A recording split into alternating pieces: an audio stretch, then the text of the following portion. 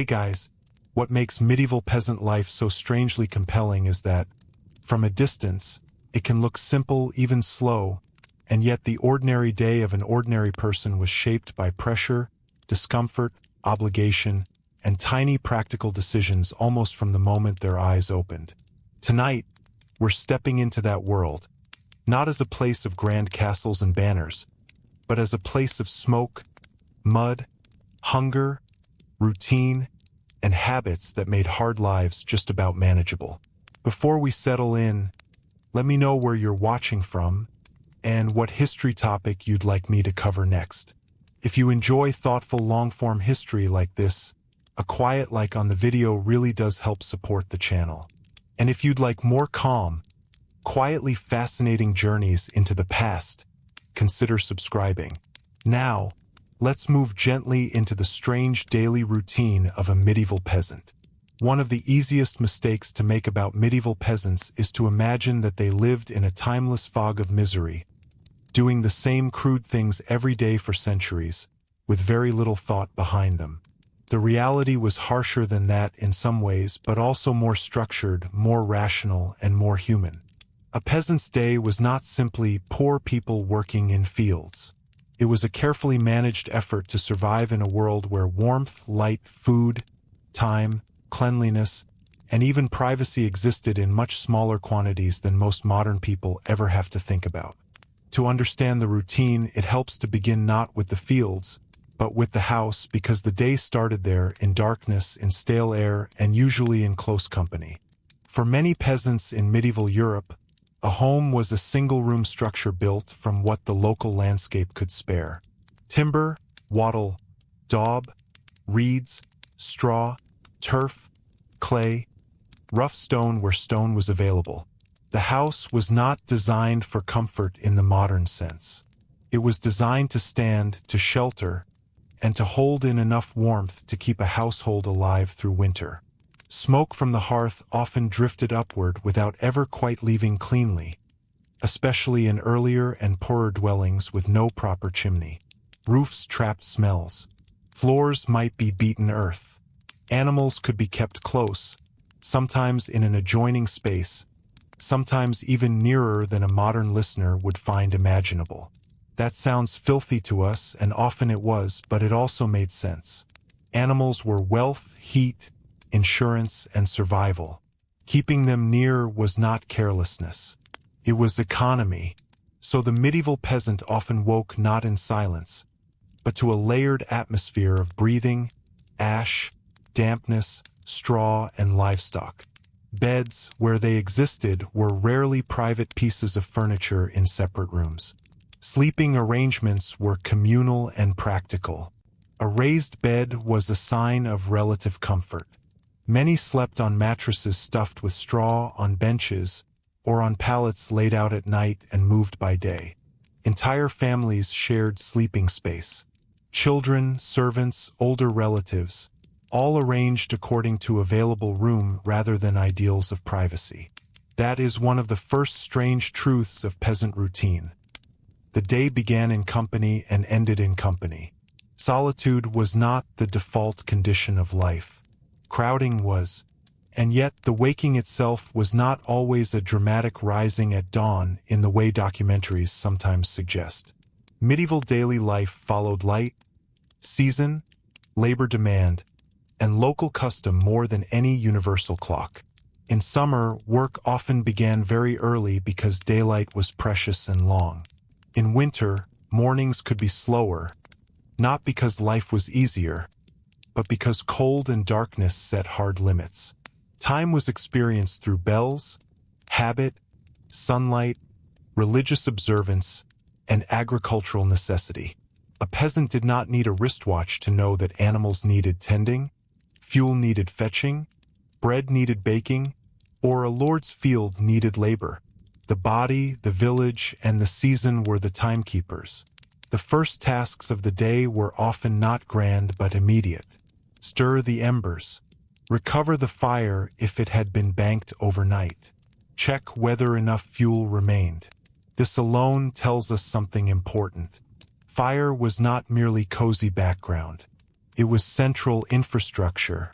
Without it, there was no warm food, no easier bread making, no heat for the weak or elderly, and no relief from damp clothing. Firewood, brush, peat, dry dung depending on the region, these were not secondary details. They were part of the rhythm of life. A household that failed to manage fuel well could feel the consequences quickly. Breakfast, if we call it that, was usually plain. Modern viewers often imagine medieval people sitting down to some hearty rustic spread every morning.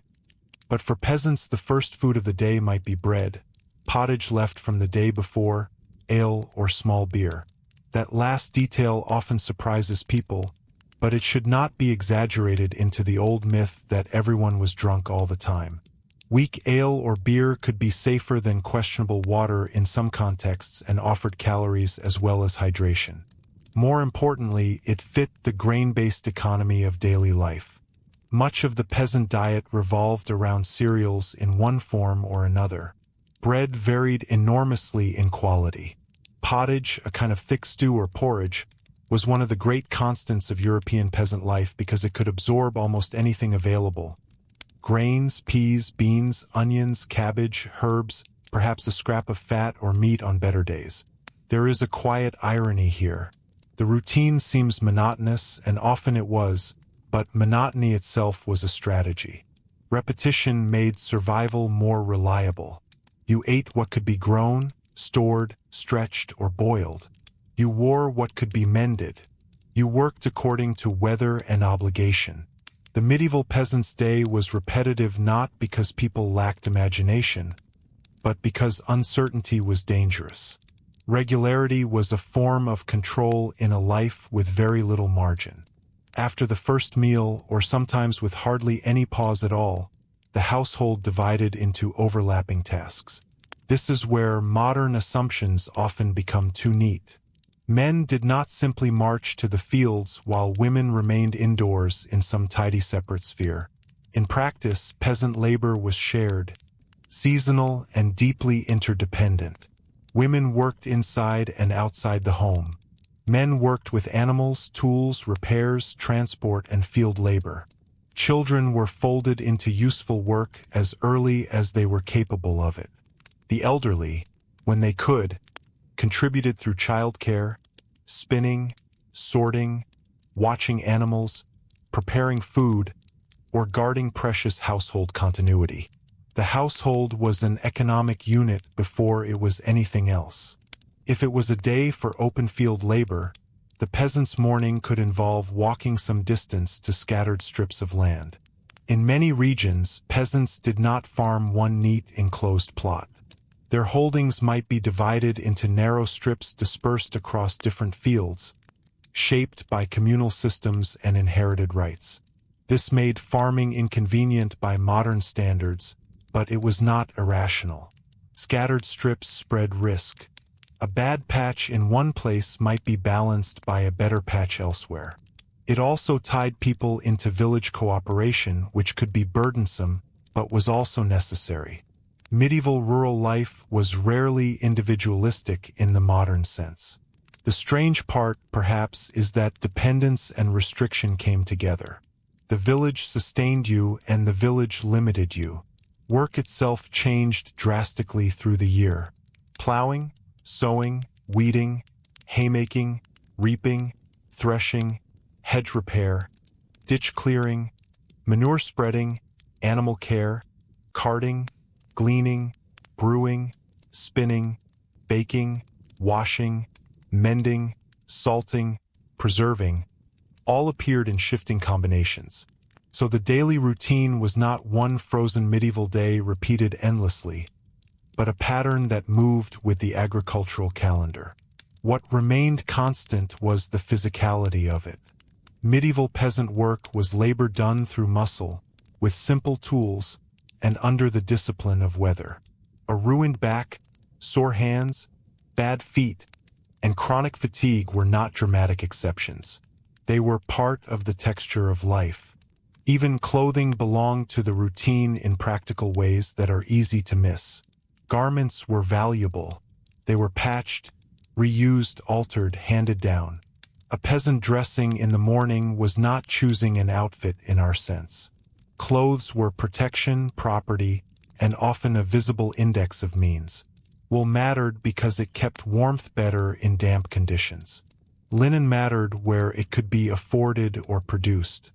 Washing clothes was labor-intensive, soap was not endlessly plentiful, and full cleanliness in the modern sense was simply not the standard by which most daily life operated. This does not mean medieval people were indifferent to dirt or smell. They recognized foulness, disease, rot, and shame. They simply lived under material conditions that made freshness a much harder thing to maintain. By mid-morning, the body would already be well into the real business of the day. And here we come to another point modern viewers often misunderstand. Medieval peasants were not outside the economy. They were in it constantly and often in a vulnerable position within it. Rent, dues, tithes, customary obligations, labor services to a lord, milling fees, baking rules, access rights to woodland or pasture, all these shaped the routine. A day's labor was not just about feeding your family. It was also about meeting claims from church, manor, and community. The peasant's calendar, in other words, was never entirely their own. That is why something as simple as grinding grain could reveal a much larger system. In many places, peasants were expected or compelled to use the Lord's mill and pay for it. To modern ears, that may sound like a petty irritation. In reality, it was part of a structure that extracted value from daily necessity. Bread did not begin in the oven. It began with grain under obligation. The same could be true of ovens, presses, forests, fisheries, and pasture rights. The village day was full of small acts, but those acts rested inside layers of authority. And yet, for all of that, peasant life was not lived as an abstract oppression narrative. People still noticed weather, gossip, quarrels, courtship, local disputes, feast days, saints' days, births, sickness, and luck. They worried about a lame ox, a failing crop, an overdue child, a roof leak before rain. They laughed too, though not because life was easy. They laughed because human beings nearly always do, even under pressure. That may be one of the most important correctives in telling this story carefully. Medieval peasants were constrained, but they were not blank, gray figures trudging without inner life. Routine did not erase personality. It only set the terms on which personality had to operate. And as the morning lengthened toward the main labor of the day, the question became not simply how hard the work was, but how a household balanced its own needs against the demands placed upon it. Especially when the seasons turned sharper and the margin for error narrowed. That narrowing margin shaped almost every choice a peasant household made, because medieval life was rarely most dangerous in its most dramatic moments. It was dangerous in the slow accumulation of ordinary problems. A wet week at the wrong time, a pig falling ill, a store of grain turning musty, a child too weak to help, a tool handle splitting in the middle of a labor-heavy season. For a peasant, routine was not simply habit.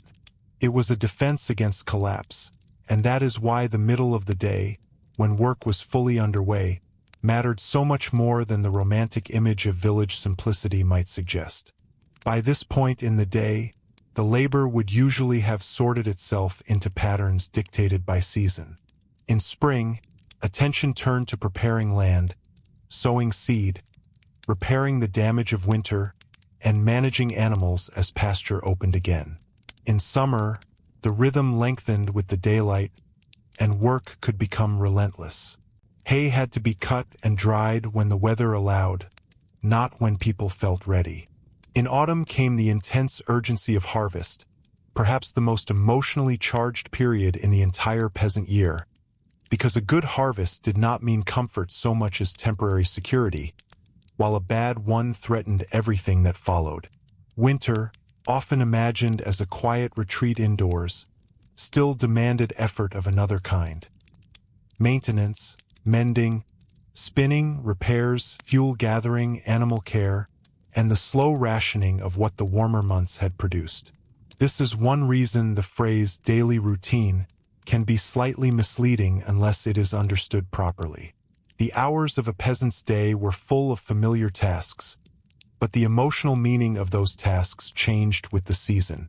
Reaping in August did not feel like ditch clearing in February. Carrying water in summer light did not feel like carrying it through freezing dawn. The action might be similar, but the stakes, discomforts, and anxieties were different. Medieval people were acutely aware of time, just not in the modern clock-bound sense. They felt time through ripening grain, shortening daylight, approaching feast days, the state of roads, the behavior of animals, the smell of damp straw, and the level of stores in the house. At midday, food might be taken in the fields or after returning briefly home, depending on local custom and the nature of the work. Again, the meal was usually plain. Bread remained central. So did pottage. Cheese, onions, leeks, beans, peas, perhaps some curd, maybe bacon or salted fish if fortune, region, and season allowed. It is easy to overcorrect against the old idea that peasants ate nothing but misery. Some had access to gardens, eggs, dairy, herbs, apples, nuts, and occasional meat. On feast days or after slaughtering, meals could become notably better. But the broad truth remains that variety was limited, preservation was difficult, and calories mattered more than culinary pleasure. A peasant meal was meant first to sustain work. Even so, the very plainness of food reveals something deeper and more interesting than mere poverty. It shows how thoroughly material life was organized around predictability. Pottage was not just cheap, it was flexible. Bread was not just symbolic. It was portable, shareable, storable, and measurable. Ale was not just drink. It was nourishment, routine, and often a safer bet than uncertain water. Medieval peasant food makes more sense when seen not through the lens of taste, but through the lens of risk management. That is one of those quiet reversals that can change how the whole world of the village appears. What seems crude was often practical.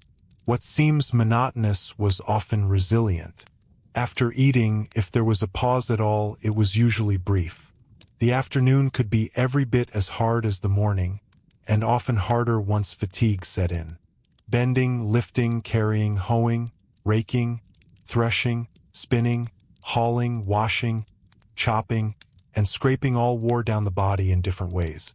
Many peasants lived with chronic pain not because they were engaged in occasional heroic labor, but because nearly everything necessary to stay alive demanded repetitive strain. The medieval village was full of bodies shaped by work, hands thickened by tools, shoulders rounded, backs worn, knees damaged, teeth poor, skin weathered, eyesight strained by smoke and dim indoor light. Children entered this world gradually but early.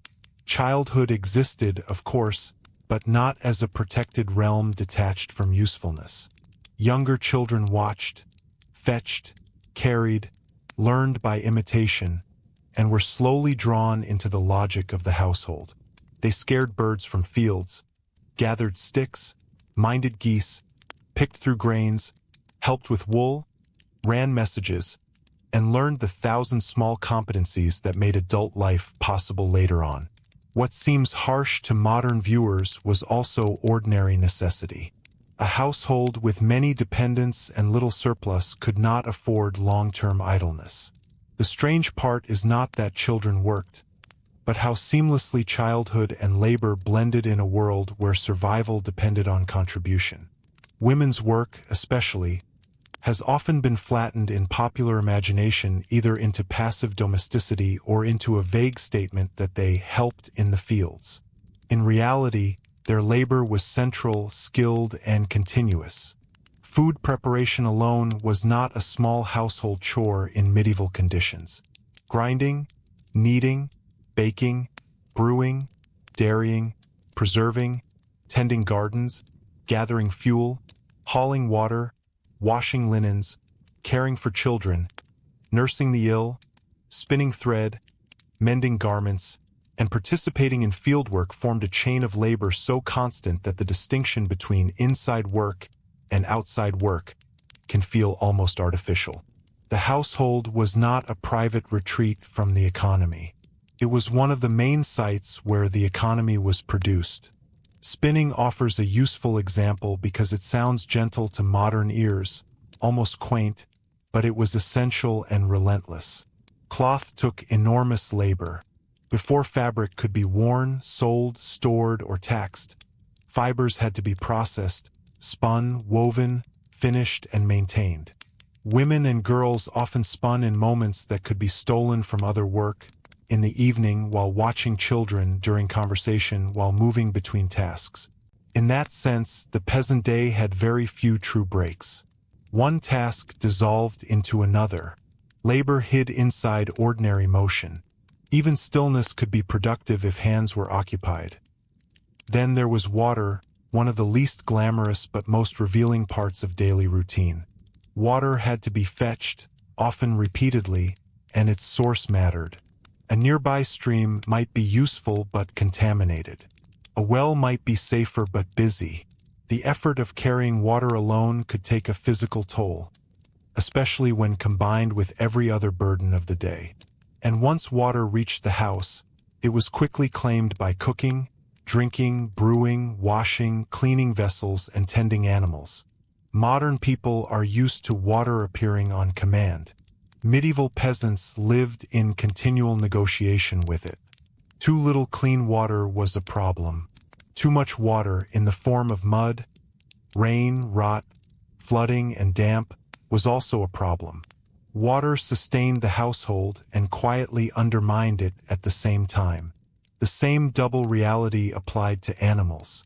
A cow might provide milk, manure, traction if oxen were involved in the broader household economy, and status in a village where livestock represented genuine wealth. Pigs converted scraps into meat and fat. Chickens gave eggs. Sheep offered wool.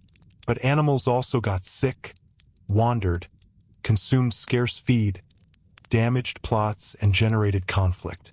Much of peasant routine involved managing this unstable partnership between human need and animal dependency. Losing an animal was not simply emotional disappointment. It could be the loss of future food, fuel for exchange, labor power, and security against a bad season. That security was always fragile because peasants did not live beyond fear of shortage. They lived with it. Famine was the extreme end of a spectrum that began much earlier with anxiety, rationing, dilution of meals, and the wearing mental strain of uncertainty. A household might still appear outwardly functional while already under quiet nutritional pressure. Bread stretched thinner, pottage watered down, better grain reserved. Seed protected at terrible emotional cost because eating it would damage the next year. One of the most difficult things for modern listeners to imagine may be this constant internal calculation. Not merely whether there was enough today, but whether today's choice would make the winter worse or the spring impossible. And beneath these decisions sat the larger obligations of the manor and parish. The peasant was not just working against nature. He or she was working within a social hierarchy that turned daily subsistence into a field of claims. Labor services owed to a lord could interrupt work on one's own strips at exactly the wrong time. Rents might be paid in produce, money, or labor depending on place and period. Tithes to the church claimed part of the yield. Manorial courts regulated disputes, inheritance, fines, grazing rights, and the small conflicts through which village life constantly negotiated itself. This did not mean that every day felt like direct oppression descending from above. Much of it felt ordinary because it was ordinary. That, perhaps, is the more unsettling truth. The structure was not always dramatic enough to be noticed as drama. It was simply there, woven into custom. Custom itself could be protective as well as restrictive. Rights to common pasture, woodland access, gleaning after harvest, and shared use of meadows mattered enormously. To lose such rights or to have them narrowed was not a minor administrative change. It could push a household from precarious independence toward desperation. So when medieval peasants defended customary practice, they were not resisting change out of blind conservatism. Often they were defending the thin framework that made life possible at all. The village was bound together by habits that could feel slow and frustrating. Yet many of those habits were the accumulated result of generations trying to live under hard conditions without falling entirely at the mercy of bad luck. In the afternoon, social life and labor continued to overlap. People worked alongside neighbors, borrowed tools, exchanged gossip, marked tensions, watched one another's conduct, and remembered slights. A village was intimate in ways that could be comforting and suffocating at once. Reputation mattered. So did obedience, generosity, reliability, and visible participation in communal expectations. It was difficult to disappear in such a world. That meant support could come quickly in crisis, but scrutiny could come just as quickly in scandal. The peasant day was lived publicly in many respects, even when it revolved around domestic tasks. Religion, too, was not something neatly separated from routine and reserved for formal worship. The church calendar shaped time. Saints' days interrupted labor patterns. Fast days altered food. Bells marked rhythms larger than the household. Prayer might be woven into morning and night, or into moments of fear, gratitude, illness, and uncertainty. None of this should be reduced to empty habit. Medieval religious life could be sincere, fearful, communal, strategic, comforting, superstitious, disciplined, and deeply emotional all at once. For peasants, belief was part of how the world was explained and endured. Bad weather was not merely weather. Illness was not merely biology. Fortune was not purely random. The visible and invisible worlds were much closer together than they are for most modern people. That closeness affected how peasants understood misfortune. A failed crop might invite practical responses first, but it could also prompt moral interpretation, communal repentance, vows, offerings, anxieties about divine displeasure, or suspicion about hidden wrongdoing. This does not mean medieval villagers were irrational. It means they worked with a broader framework of causation than modern secular life usually permits. A broken plowshare had a material cause. A run of disasters might have a spiritual one as well.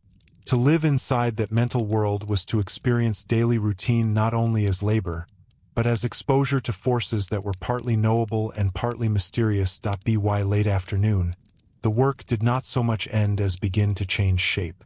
People returned from the fields, gathered animals, checked stores, prepared fuel, and turned again toward the household.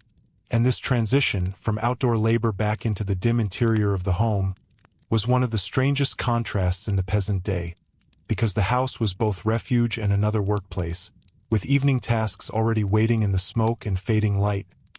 That evening return mattered because medieval peasant life was never divided cleanly into work and home in the modern sense. The house received the tired body, certainly, but it also demanded another round of labor before any rest could begin. Fires needed reviving. Pots needed setting. Grain might need sorting. Animals close to the home had to be checked. Wet garments had to be managed as best they could. Tools might need cleaning or at least putting somewhere dry. Children, who had been part of the day's labor, now had to be fed, watched, quieted, or occasionally treated for minor cuts, chills, or stomach complaints with whatever knowledge and materials the household possessed. The evening was not a reward after the real work. It was the second half of a single continuous effort. Light at this hour shaped everything. In a modern home, evening stretches outward through switches, lamps, and screens. In a medieval peasant dwelling, the coming dark placed immediate limits on what could sensibly be done. The hearth gave some light, but mostly it gave movement and shadow. Rushlights, tallow candles, or oil lamps were available in some households. This unstable partnership between human need and animal dependency. Losing an animal was not simply emotional disappointment. It could be the loss of future food, fuel for exchange, labor power, and security against a bad season. That security was always fragile because peasants did not live beyond fear of shortage. They lived with it. Famine was the extreme end of a spectrum that began much earlier with anxiety, rationing, dilution of meals, and the wearing mental strain of uncertainty. A household might still appear outwardly functional while already under quiet nutritional pressure. Bread stretched thinner, pottage watered down, better grain reserved, seed protected at terrible emotional cost because eating it would damage the next year. One of the most difficult things for modern listeners to imagine may be this constant internal calculation. Not merely whether there was enough today, but whether today's choice would make the winter worse or the spring impossible. And beneath these decisions sat the larger obligations of the manor and parish. The peasant was not just working against nature.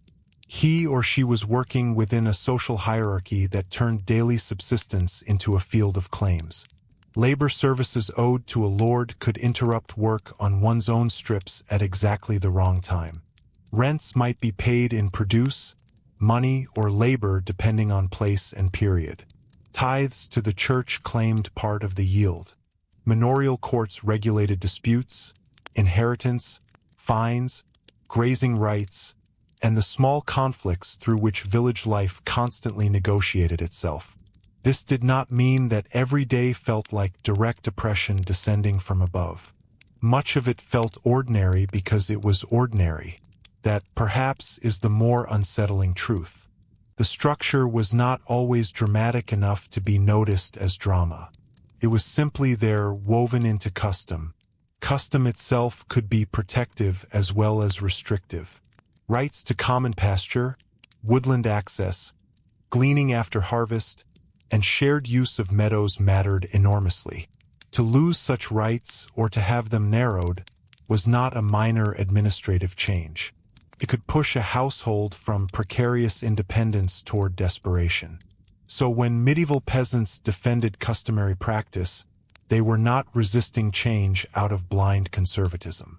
Often they were defending the thin framework that made life possible at all. The village was bound together by habits that could feel slow and frustrating. Yet many of those habits were the accumulated result of generations trying to live under hard conditions without falling entirely at the mercy of bad luck.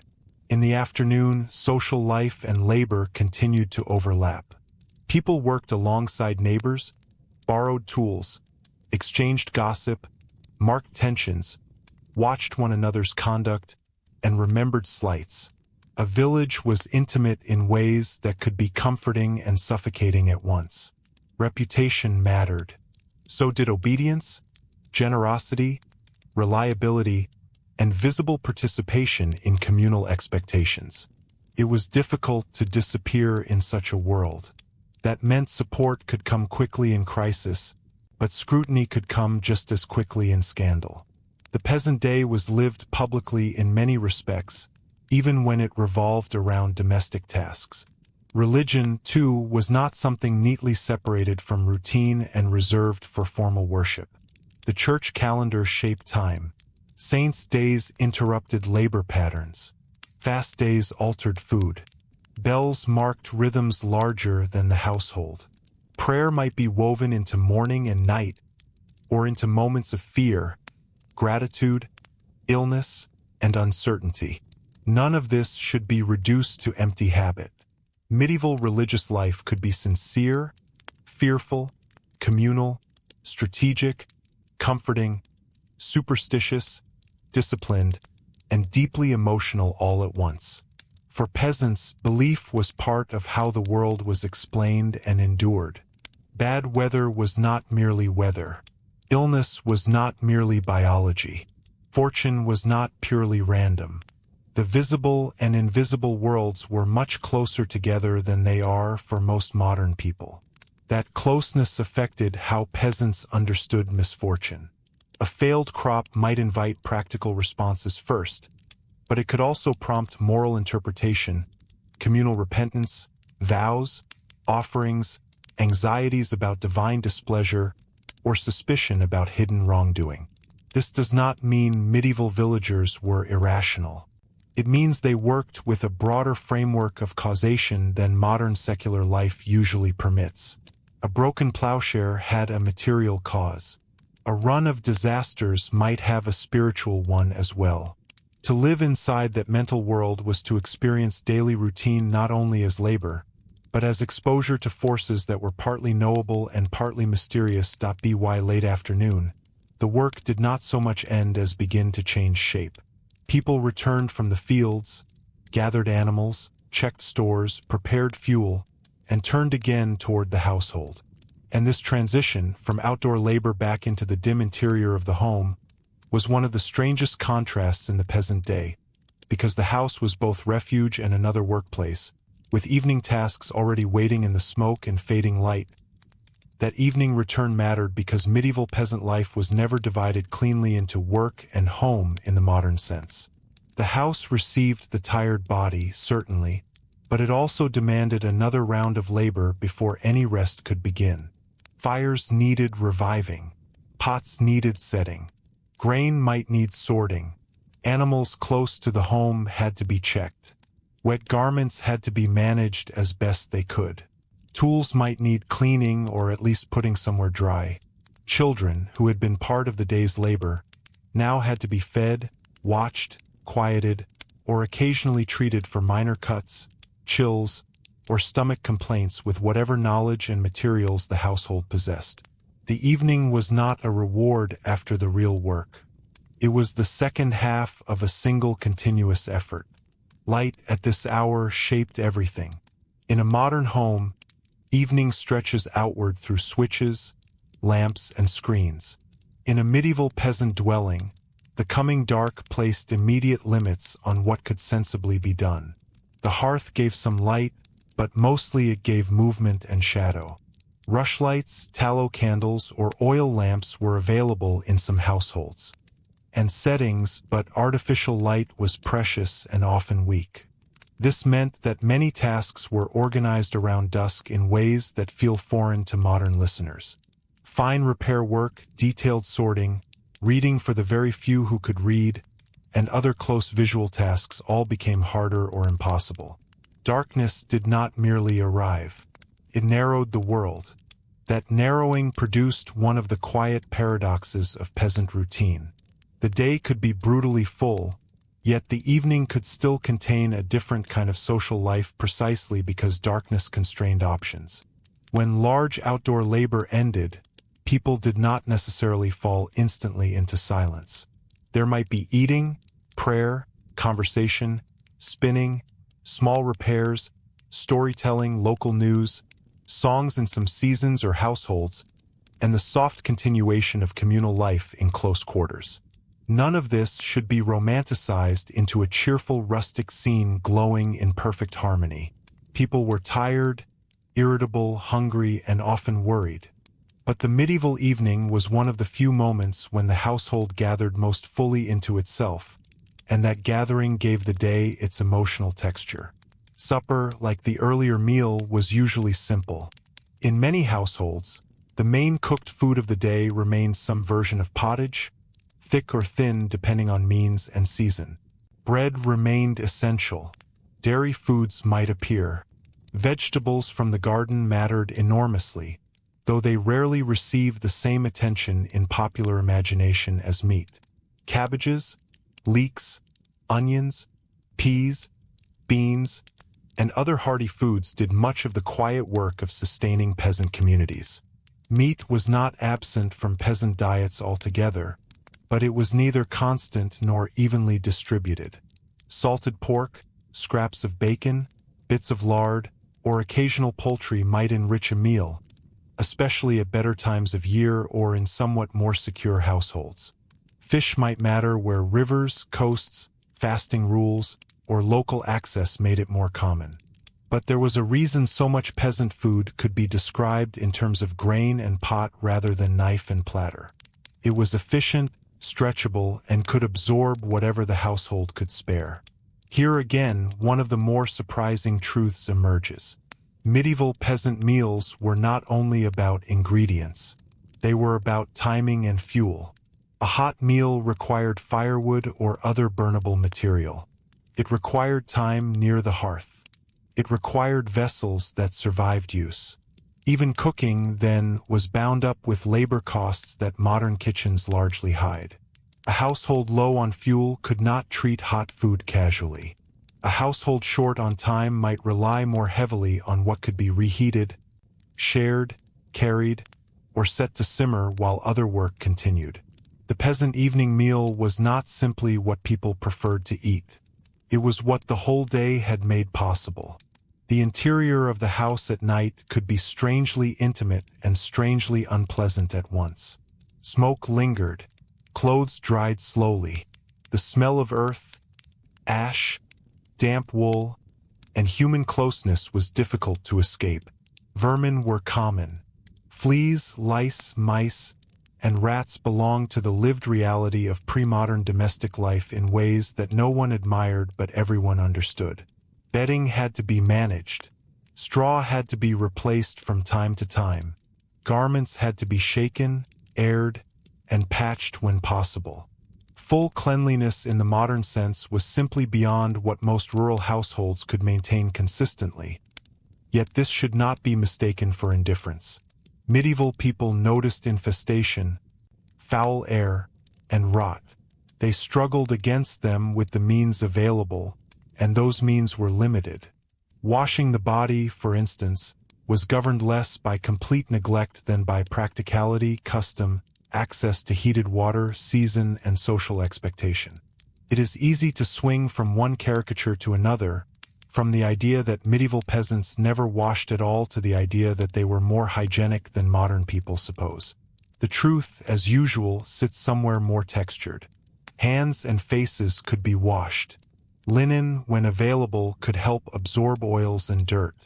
Hair could be combed. Full-body bathing was more cumbersome, especially in cold weather or when water and fuel were burdensome to gather. Cleanliness existed on a scale of possibility, not as a universal standard. And for peasants, like nearly everything else, it had to compete with the demands of food, fuel, labor, and daylight. After supper, domestic production often continued. Spinning, as before, was a classic evening task because it could be done in a relatively fixed place and folded into household interaction. Mending was constant. A tear ignored might become real loss. Leather goods, ropes, baskets, and wooden tools all needed attention.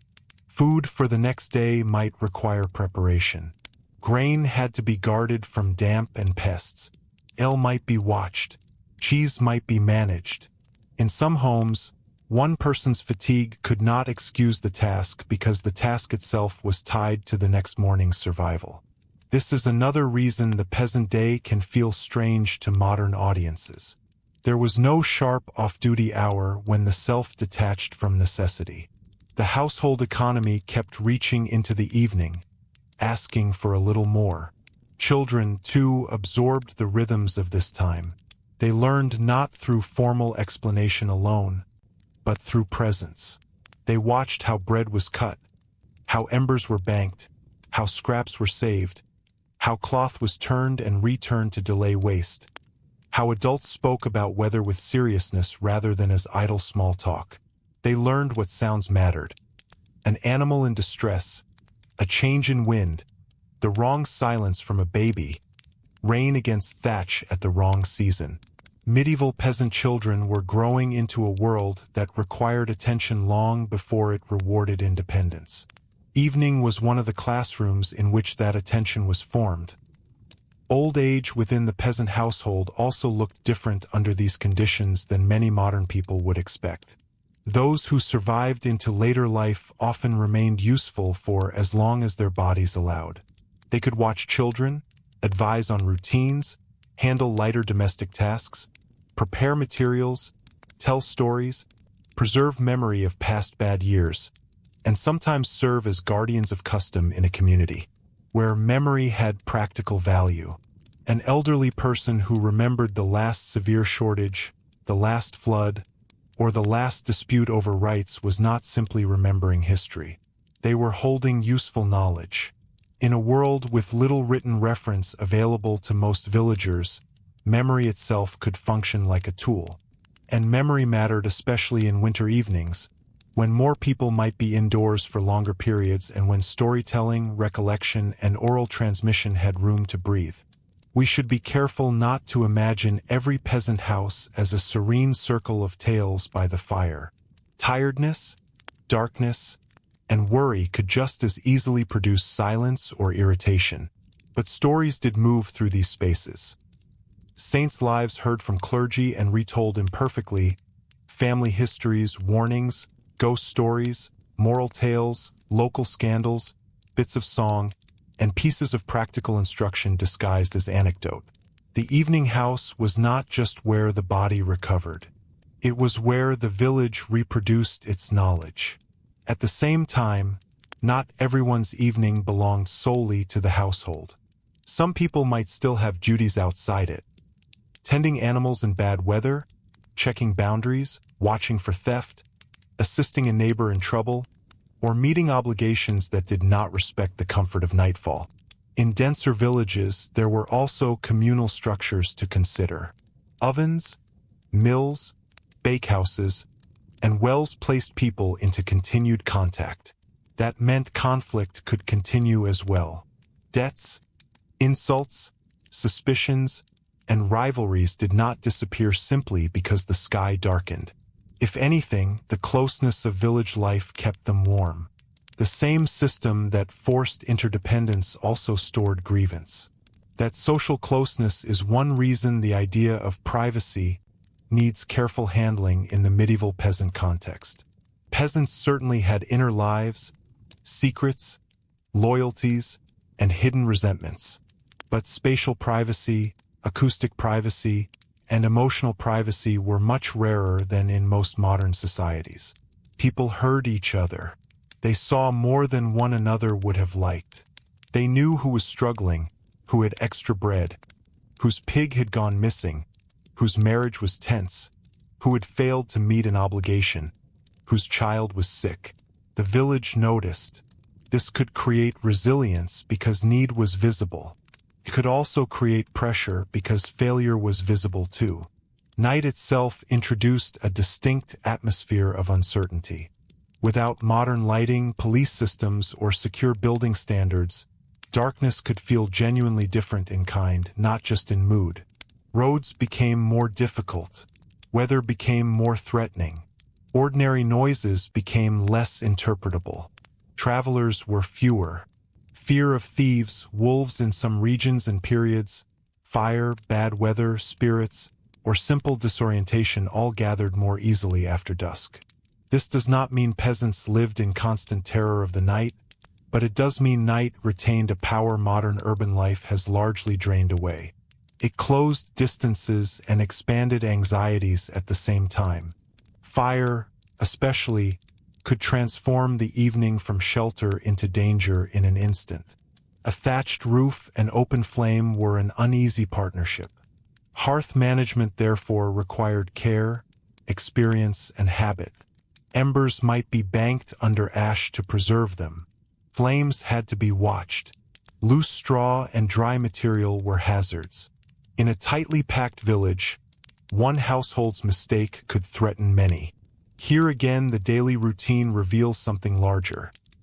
The skills that kept a peasant household alive were often small and repetitive rather than dramatic, but the cost of getting them wrong could be severe. The body, by this hour, was also entering a different relationship with time. Medieval sleep was not always a single seamless block in the modern pattern, and historians have debated how common divided sleep may have been in different places and periods. It is sensible to be cautious here. We should not pretend every peasant everywhere followed one universal nighttime rhythm. But what can be said with confidence is that sleep was shaped by darkness, labor exhaustion, household crowding, seasonal length of night, and the demands of animals, children, illness, and cold. Rest was precious, but not always uninterrupted. A coughing child, a shift in weather, a need to relieve oneself in uncomfortable conditions, a noise outside, or the demands of caring for the vulnerable could fracture the night. Before sleep fully settled over the house, prayers might be said. Some were formal, inherited through custom or instruction. Others were brief appeals shaped by fear, gratitude, habit, or hope. In a life governed by precarious material conditions, prayer and planning often existed side by side rather than in opposition. A woman could bank the fire carefully and ask for protection from fire. A man could check the door and still fear what force no latch could stop. A family could count stores and ask that the stores stretch. Practical action and spiritual dependence were not separate tracks of thought. They were often one and the same rhythm seen from two angles. Then came the arrangement of bodies for the night. Bedding was laid out or reclaimed. Straw shifted, coverings shared, warm places negotiated, children placed near those who could watch them, the sick, if present, positioned where care was possible, the elderly given what comfort the room and season allowed. This, perhaps, is one of the most intimate and least glamorous truths of peasant routine. Comfort was communal, improvised, and limited. Warmth came from proximity as much as from blankets. The house closed around the household like a single breathing organism, never entirely still, never entirely quiet, and yet even here, in this compressed darkness, the next day was already pressing in. Grain levels, weather signs, unfinished tasks, looming obligations, and the memory of something not yet repaired all traveled into bed with the sleeper. Medieval peasant life did not offer the modern luxury of mentally leaving work behind. Tomorrow's labor was present before sleep arrived. That is why the routine could feel endless, not because each day was identical, but because each day handed its unfinished edges into the next. Still, this is where another subtle reversal appears. For all the hardship, the peasant day was not purely endured. People measured satisfaction differently when security was scarce. A roof that held through rain, a healthy calf, bread that lasted, a child recovering, fuel enough for another cold spell, a harvest not ruined, a dispute settled. These were not small comforts inside such a world. They were meaningful victories. The routine that exhausted people also gave them the only available way to produce moments of relief. To understand peasant life honestly is to see both things at once. The grinding sameness and the fierce value of tiny successes. And as the household finally drifted towards sleep, another question begins to emerge, one that takes us beyond the shape of an ordinary day and into something more unsettling. What happened when this careful routine, built to hold life together through repetition and discipline, met forces too large for routine to manage? Bad harvests, disease, taxation, war, and the long shocks that could turn an ordinary peasant day into something far more fragile by the next dawn. Those larger forces mattered because the medieval peasant's routine, however disciplined and familiar, was never built on abundance. It was built on balance. A household might endure cold, monotony, and exhausting labor year after year so long as the underlying pattern held. Seed in the ground, whether not entirely hostile, animals mostly surviving, dues still painful but payable, and no disaster arriving at exactly the wrong moment. The strange thing about peasant life is that it could look permanent from the outside while remaining unstable underneath. A village could seem unchanged for generations and still be only one failed harvest away from fear. When the harvest failed, the daily routine did not vanish all at once. That is important to understand, because crisis in medieval life often arrived gradually enough that people kept performing ordinary actions long after those actions had stopped feeling secure. Bread was still baked, but smaller loaves. Pottage was still prepared, but thinner. Stores were still opened, but more carefully. Seed grain, which should have been protected for planting, began to look temptingly edible. More time was spent counting, measuring, stretching, hoping. In this way, the most frightening changes in peasant routine were not always dramatic interruptions. They were subtle shifts in proportion. The pot held more water. The table held less. The conversation around the fire became more cautious. A bad harvest also changed the emotional meaning of work. Under normal conditions, repetitive labor offered at least the promise of return. The field was hard, but it might yield. The garden demanded attention, but it might still produce enough. In a failing year, the same labor could begin to feel like work done in the presence of disappointment. Rain at the wrong stage, mildew, blight, frost, flood, locusts in some regions and periods, or simply poor conditions could reduce the crop after months of effort.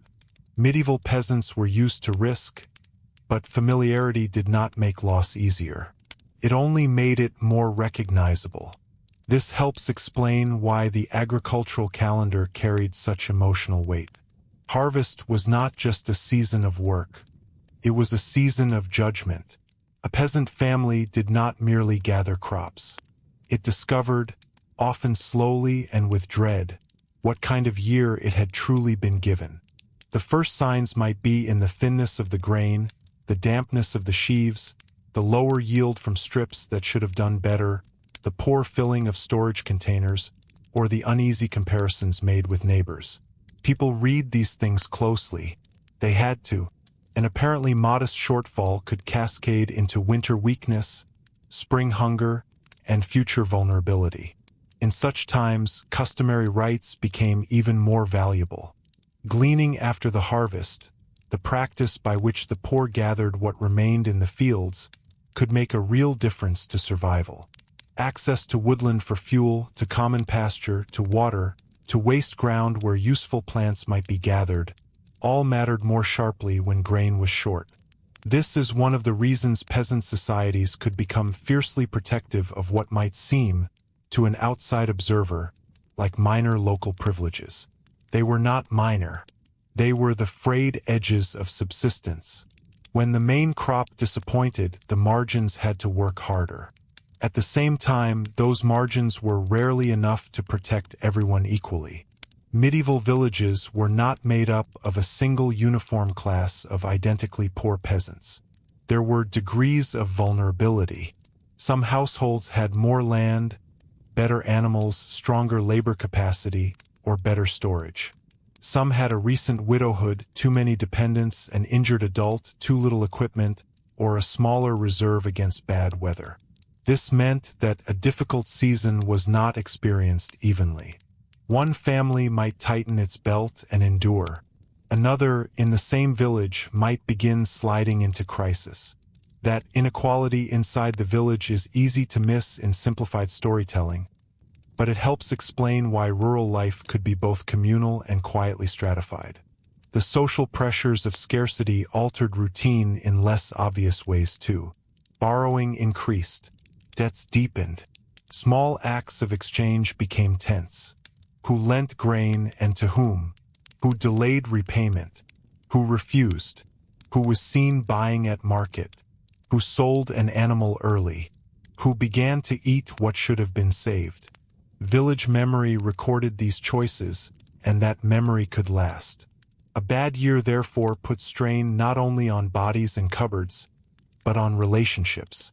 Scarcity sharpened judgment. It forced practical choices that could later be interpreted as selfishness, weakness, improvidence, or quiet generosity. The market itself, where peasants had access to one, was not a simple rescue mechanism. Buying food required money, produced to exchange, or credit, and in times of general shortage prices rose. A peasant already under pressure could therefore encounter a second form of punishment beyond crop failure: the cost of replacing what the land had not provided. In that sense, famine was not only about the absolute absence of food. It was often about the inability of particular people to command food. This matters because medieval hunger was shaped by social structure as well as weather. Grain might exist somewhere within reach of the wider region, but not within reach of the purse or power of the poor. And still, even in bad years, routine persisted. Animals had to be fed despite the shortage. Fences had to be maintained. The sick still needed attention. Fuel still had to be gathered. That persistence made hardship more exhausting because it denied the clarity of a single emergency moment.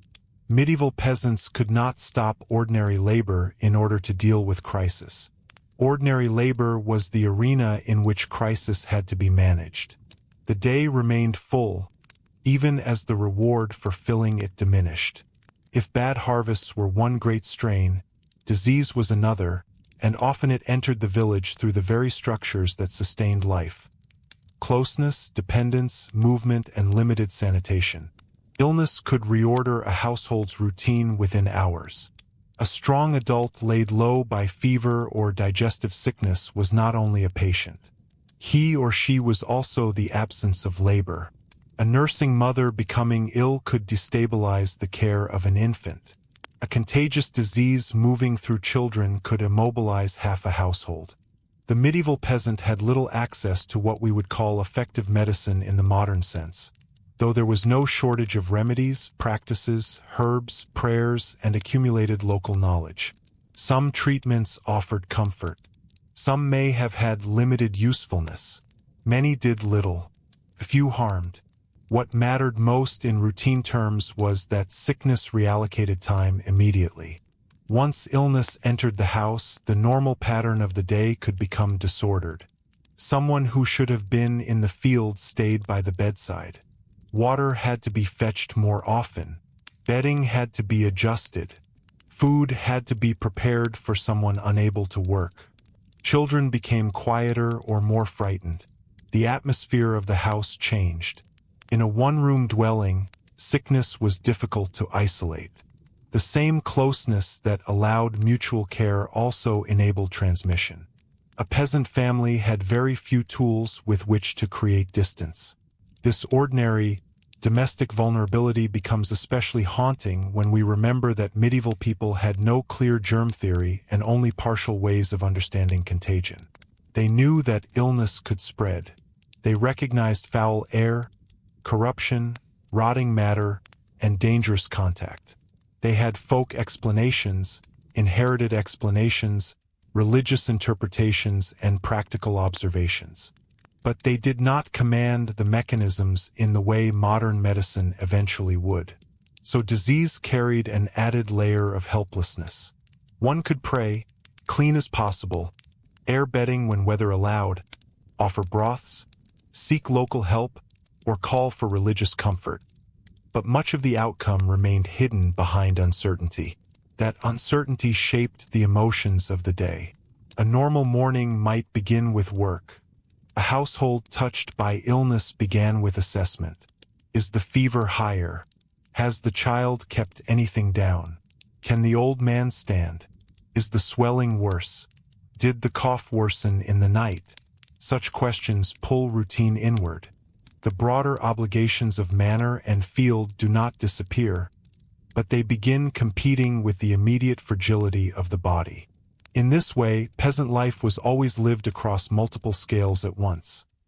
The intimate scale of flesh and family, the seasonal scale of agriculture, and the institutional scale of dues, rights, and authority. Then there was taxation, rent, and the broader extraction that could feel especially cruel in a poor year. Medieval peasants were not only dealing with the natural unpredictability of harvest and health. They were also enmeshed in political and social systems that continued to make claims upon them even when conditions worsened. Lords still expected dues. Tithes still existed. Kings, princes, and local authorities could demand resources for war or administration.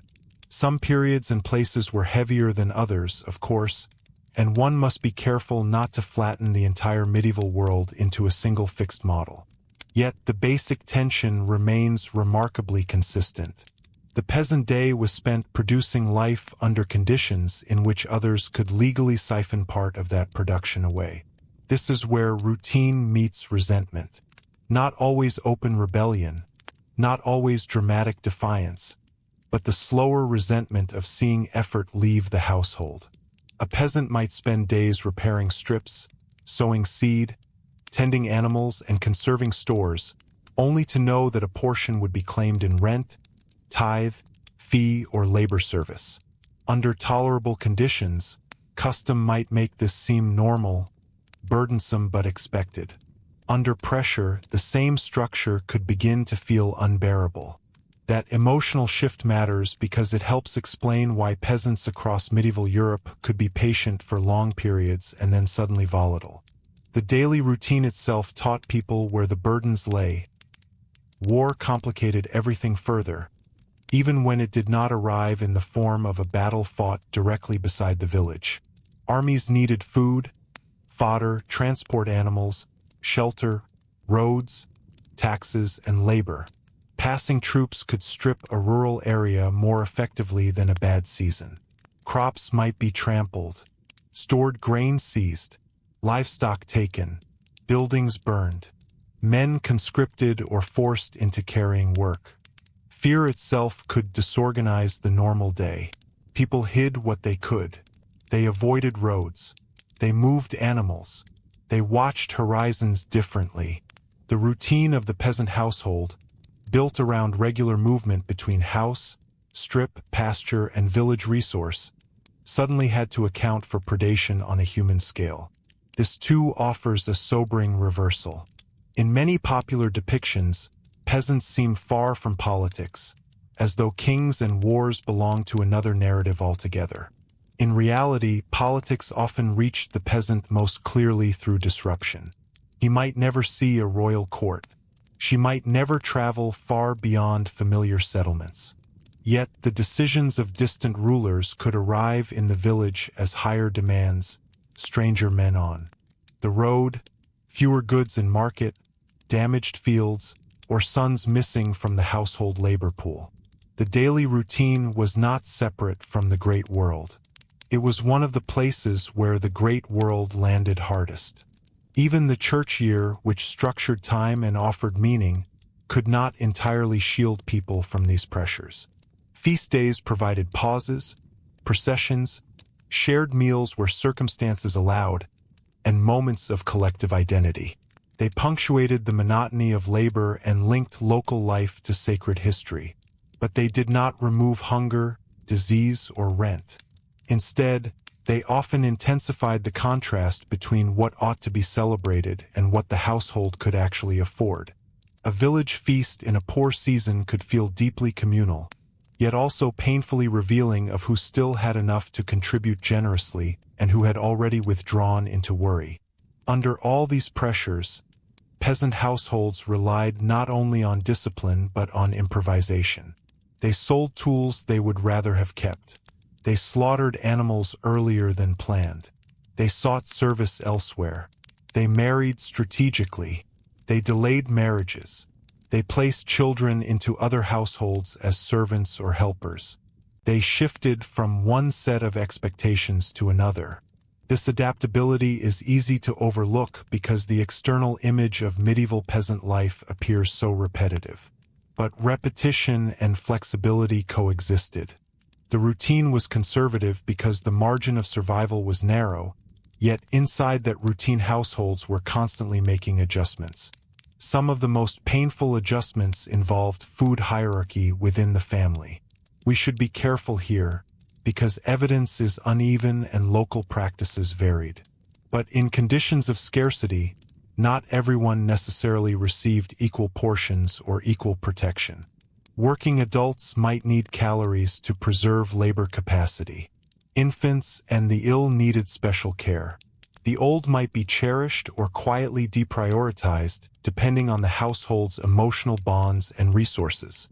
None of these choices were abstract moral puzzles discussed at leisure. They were embodied, urgent, and often heartbreaking. The medieval peasant's routine could, under stress, become a sequence of choices modern people are fortunate not to face regularly. What all this reveals is that the daily routine of a medieval peasant was strange not merely because it involved unfamiliar objects, rough houses, or odd meal patterns. It was strange because it was built for a world in which stability itself was provisional. Every ordinary act carried more weight. Lighting a fire, saving scraps, keeping an animal alive, protecting seed, remembering dues, reading weather, mending clothing, preserving social ties. All these were part of a single survival system. The peasant day was not small. It only looks small if we fail to notice how many kinds of danger it was holding back. And yet there is one force we have only begun to approach, and it would test that whole survival system more brutally than almost anything else. Not the bad year or even the local outbreak, but the arrival of catastrophic epidemic on a scale large enough to rip holes through households, labor patterns, village memory, and the ordinary logic of peasant routine itself.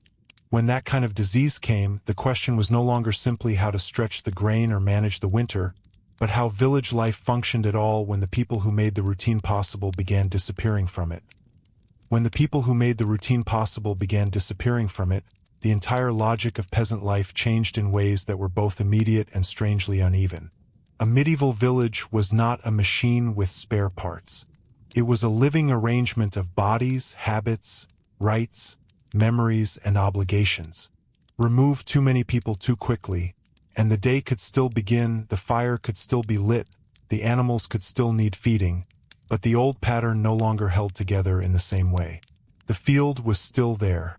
The strips were still there. The dues were still recorded somewhere. But the hands that made those things meaningful, manageable, and survivable were suddenly fewer. The most famous and devastating example, of course, is the Great Plague pandemic of the 14th century, later known as the Black Death. It is often treated as a giant historical event viewed from above, a catastrophe measured in population percentages and sweeping consequences.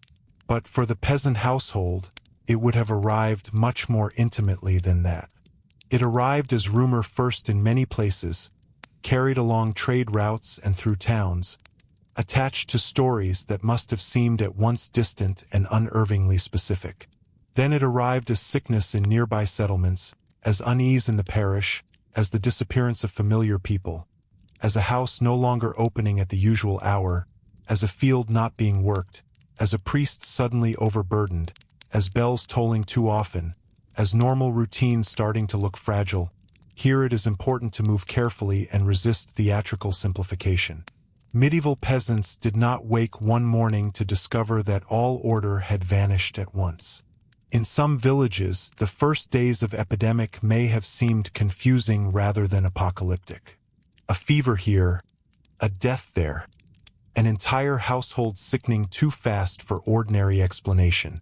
People had known illness before. They had known bad seasons, dangerous winters, and local outbreaks. What made the plague so disruptive was not simply that it killed. It killed at scale, with terrifying speed, and in ways that exceeded the capacity of familiar routines to absorb the damage.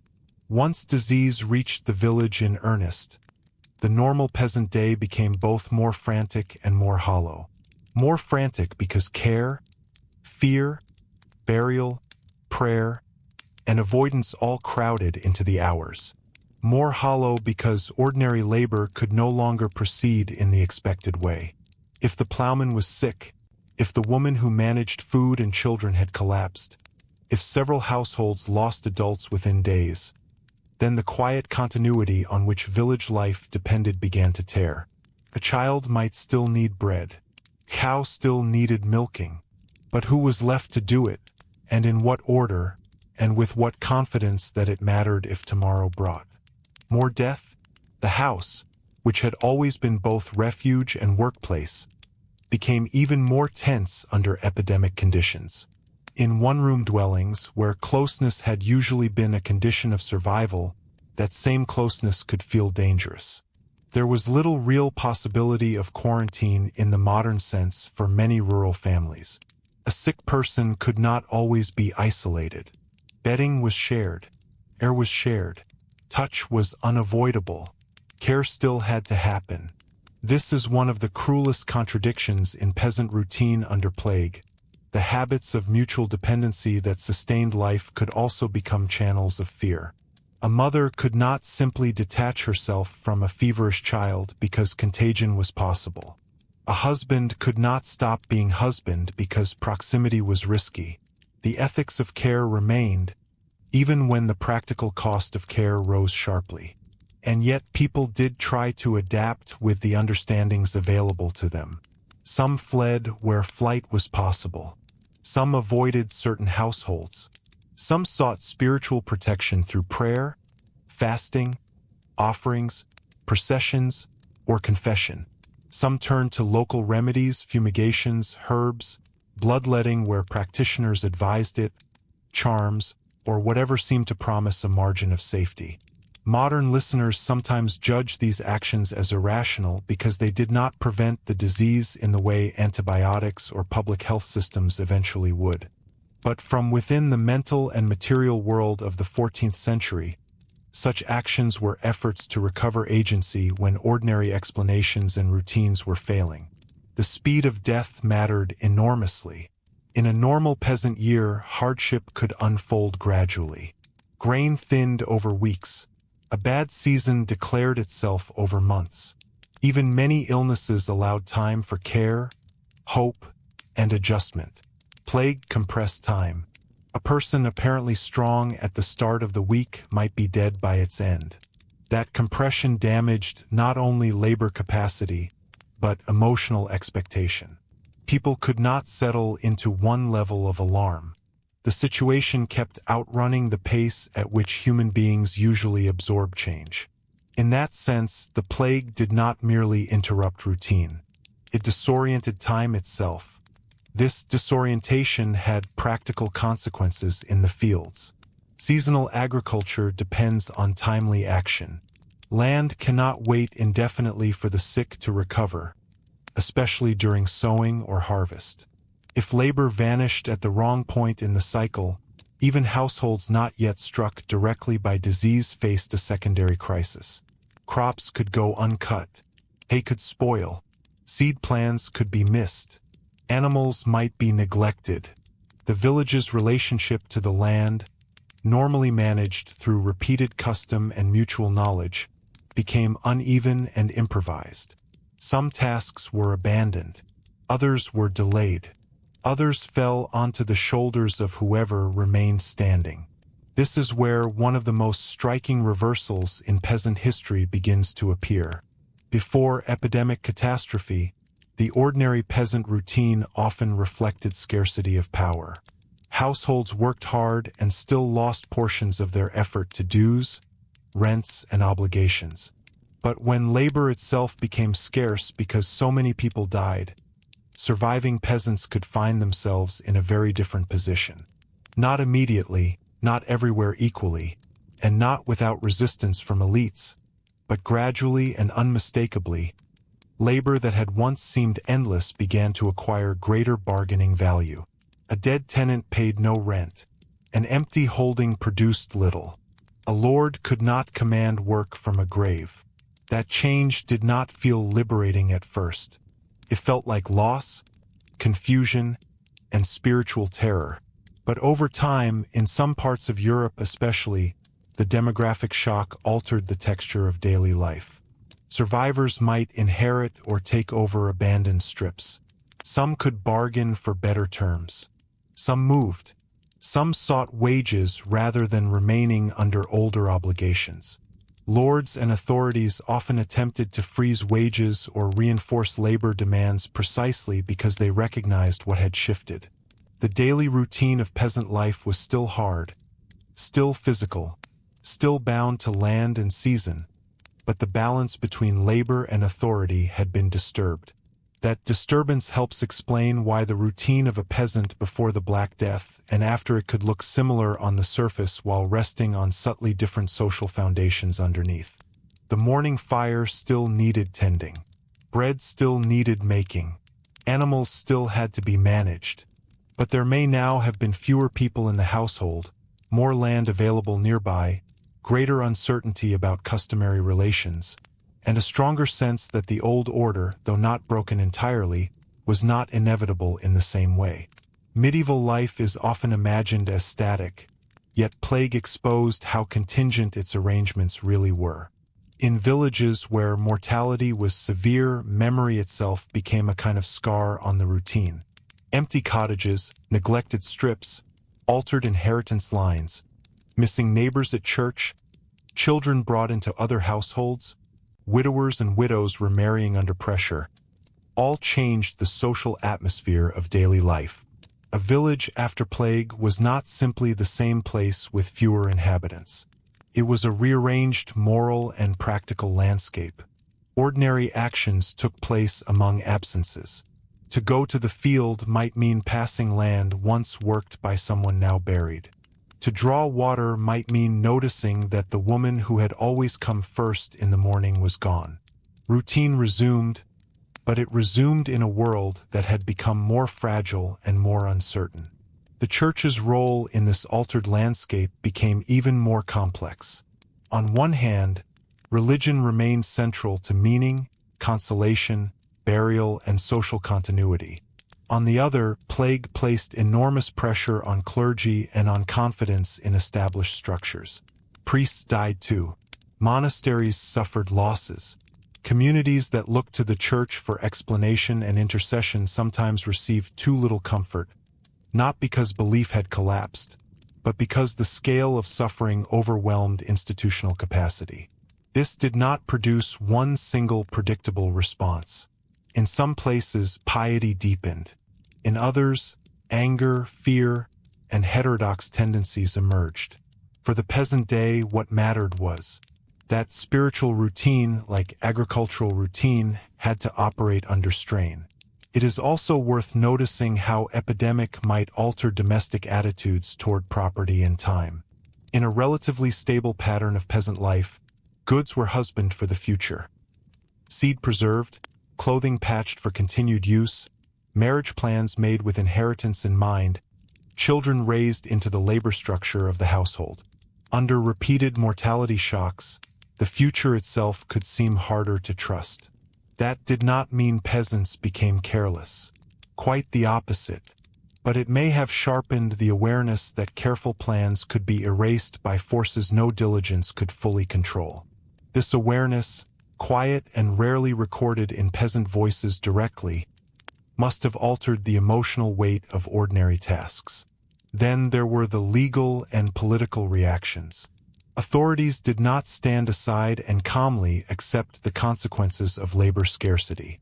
In some kingdoms and lordships, legislation attempted to fix wages, restrict movement, or compel service on older terms.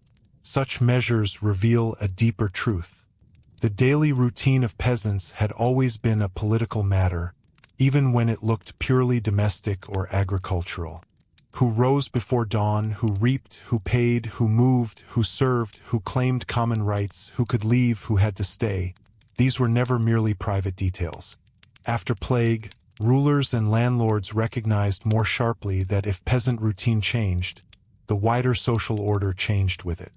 That is why the strange daily routine of a medieval peasant cannot be understood fully as just a catalogue of quaint habits. It was a structure that held up not only the household, but the entire medieval world above it. Bread in a town depended on grain in the countryside. Rents depended on tenants. Lords depended on labor. Churches depended on offerings and the stability of the village population. Once plague tore through the rural base, the apparently humble routines of peasants were revealed as foundational. When they failed, everything above them trembled. Even so, life did not become uniformly better for survivors simply because labor was more valuable. That would be too simple and too neat. Some peasants benefited from new opportunities. Others remained trapped by local conditions, by elite pressure, by repeated outbreaks, by warfare, or by the plain fact that survival in a pre-modern agrarian world remained hard even under improved bargaining conditions. More land could mean more responsibility. Higher wages where wage labor existed could be offset by instability elsewhere. Social mobility might increase for some while insecurity worsened for others. Historical change rarely distributes its gains evenly. Still, in the generations after the Black Death, there were places where the peasant day began to feel different in concrete ways. Diet could improve modestly for some rural populations where labor scarcity made meat or dairy more accessible and where the pressure of sheer numbers eased. Clothing might become somewhat better in quality. Some obligations were commuted or renegotiated. Houses might be improved in certain regions. These changes should not be romanticized, but they matter because they remind us that catastrophe did not simply destroy routine. It also reshaped it, opening some spaces within the old order even while leaving much of the hardship intact. And yet, the medieval peasant's routine remained deeply vulnerable to local circumstance. One region's loosening could be another region's renewed pressure. In Eastern Europe, for example, later centuries would see forms of lordly control harden in some areas rather than weaken. In Western Europe, patterns varied widely by kingdom, lordship, ecology, and local law. This is another place where trust matters in telling the story. There was no single peasant experience, no universal medieval village, no one routine that maps neatly across centuries and borders. What we can do honestly is trace the recurring structure. Early rising, fuel and food management, shared labor, narrow margins, communal dependence, and the constant negotiation between household needs and larger powers. If plague revealed the value of labor, it also revealed the limits of memory. A generation that had seen whole households vanish could not easily treat routine as entirely safe again. The fields still demanded the same gestures. The oven still required the same fuel. The church bell still marked the hours. But repetition no longer guaranteed reassurance in quite the same way. People had seen the ordinary world fail. That knowledge, even when not spoken aloud every evening, must have lingered in the background of daily action.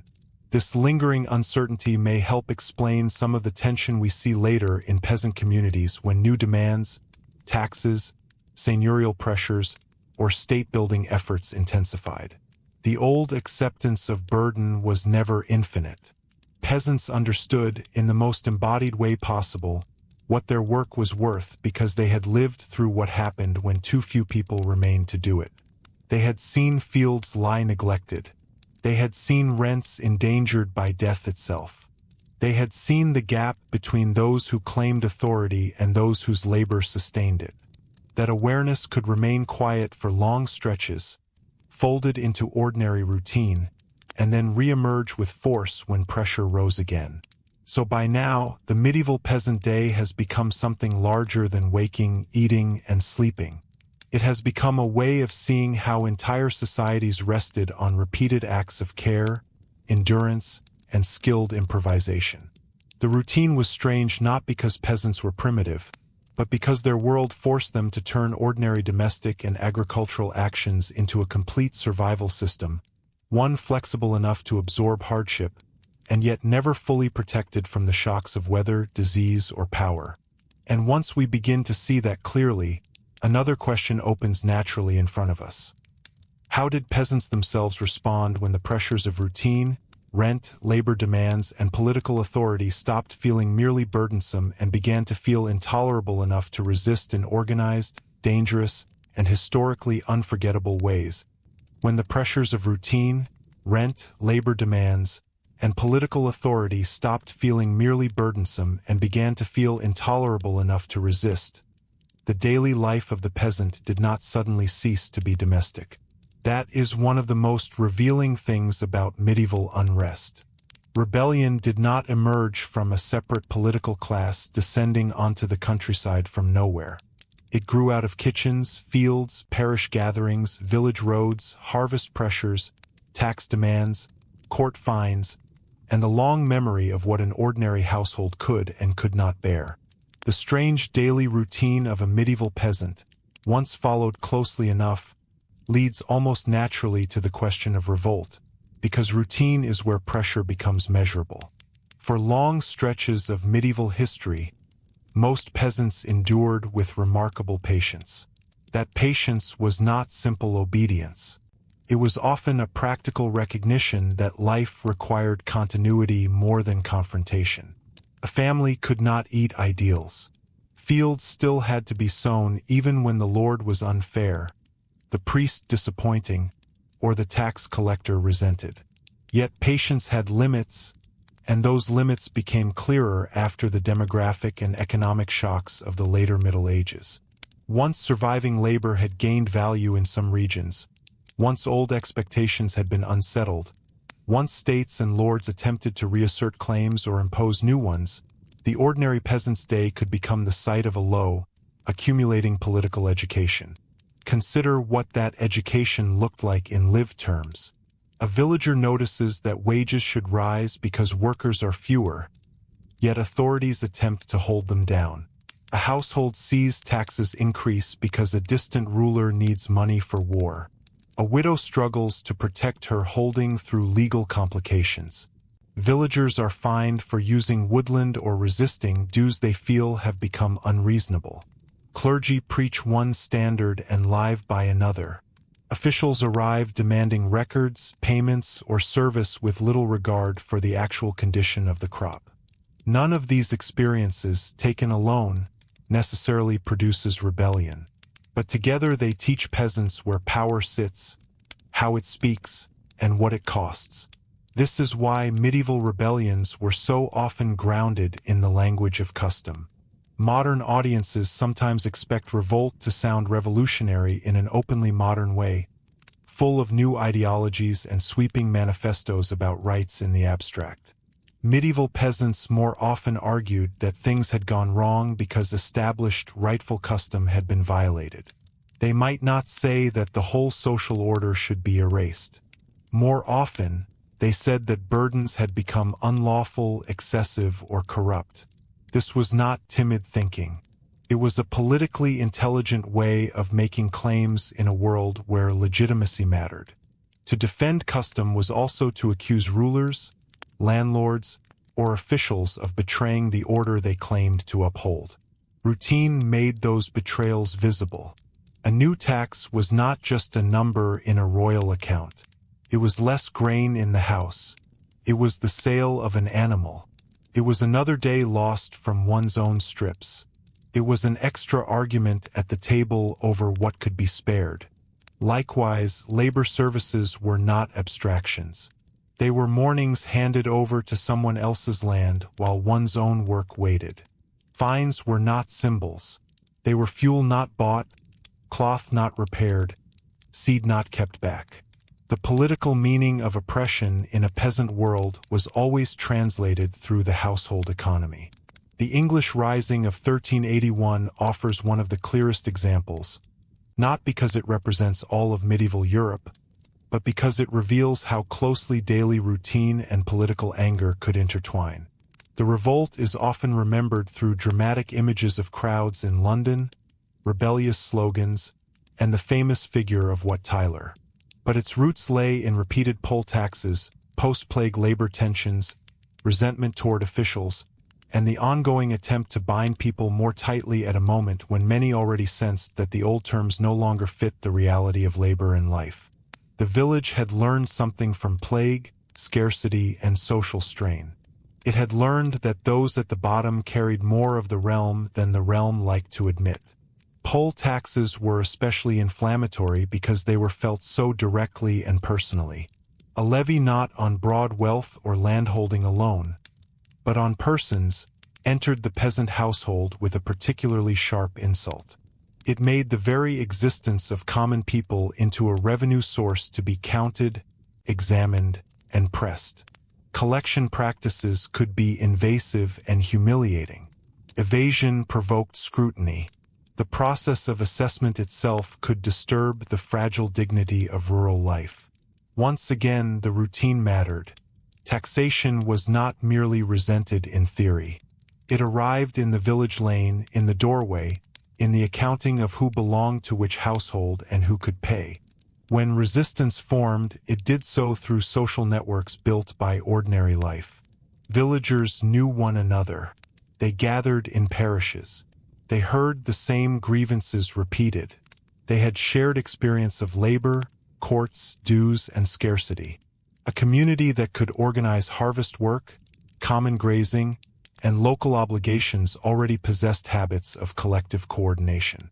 Rebellion, in a sense, borrowed the forms of communal life and redirected them. The same people who knew how to act together in the field could act together in defiance, especially when they believed they were defending the moral order rather than simply breaking it. That is why charismatic voices could matter so much. A preacher, a local leader, a forceful villager, a man with military experience, or someone able to give language to diffuse resentment could transform shared discomfort into common purpose. But those figures did not create grievance from nothing. They clarified what routine had been teaching for years. When the priest John Ball reportedly asked, in one of the most famous phrases associated with the English Rising, when Adam delved and Eve span, who was then the gentleman, the line carried force because it spoke in the imagery of labor itself. Delving and spinning were not decorative references. They were the everyday work of ordinary people. The question struck at hierarchy by returning to the most basic acts that sustained human life. Even so, rebellion did not erase the practical realities of peasant existence. A man marching to join a rising still left behind a household needing food, animals needing care, land waiting on the season. This tension between necessity and protest is part of what makes peasant revolt so revealing. It was costly to resist, to leave the village, to risk punishment, to join a crowd, to attack records, manners, or officials. All of this meant stepping away from the very routine that kept the family alive. Peasants did not do that lightly. When they did, it suggests not theatrical fury but a calculation that ordinary endurance had ceased to protect what mattered. Records, in particular, became potent targets. To modern eyes, destroying rolls, charters, account books, or legal documents can look oddly symbolic compared with attacking wealth directly. But for peasants, those documents embodied obligations. They fixed rents, labor services, fines, tenures, and legal memories in durable form. Burn the records, and for a moment at least, one attacked not just a building or an official, but the written machinery that turned custom and extraction into enforceable reality. In a largely non-literate rural society, writing itself could appear as a tool of domination because it preserved claims that the laboring poor experienced in their daily lives without controlling their formal language. There is a striking irony here. Much of peasant life was organized through memory, oral negotiation, and habitual practice. Lords and states increasingly relied on documents, surveys, rolls, and fiscal records. When peasants struck at writing, they were not striking at knowledge in some simple anti-intellectual way. They were striking at a form of power that pinned their routine to rules they felt had become intolerable. That is a much more serious and coherent political act than the older stereotype of mindless mob violence suggests. The French Jacquerie of 1358, though different in context and character, likewise reveals the pressure of war, noble failure, and rural resentment. Northern France had been scarred by the 100 Years' War, by armed movement, pillage, insecurity, and the inability or unwillingness of elites to shield those below them effectively. Peasants bore burdens while watching the class that claimed military and social superiority fail to provide the order it justified itself by promising. In such conditions, anger could become explosively moral. The issue was not simply poverty. It was betrayal. If the noble existed to protect, what then when the countryside suffered under attack, taxation, and disorder anyway? Again, routine is the key. A peasant whose life has always involved hard labor may not revolt simply because life is hard. Hardness is normal. What destabilizes the moral world is when the exchange that supposedly gives hardship meaning breaks down. If rents are paid but protection fails, if obedience is given but justice does not follow, if labor is demanded beyond reason, then the ordinary day begins to teach a corrosive lesson. The system takes. It does not reciprocate. When enough people arrive at that conclusion together, rebellion becomes imaginable. Yet we should resist turning peasants into pure class theorists marching inevitably toward revolution. Many revolts were mixed, improvised, contradictory, and regionally varied. Some targeted specific officials rather than the whole order.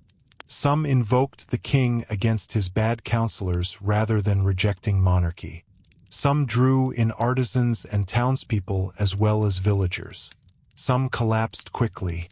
Some were brutally suppressed. Some achieved limited concessions.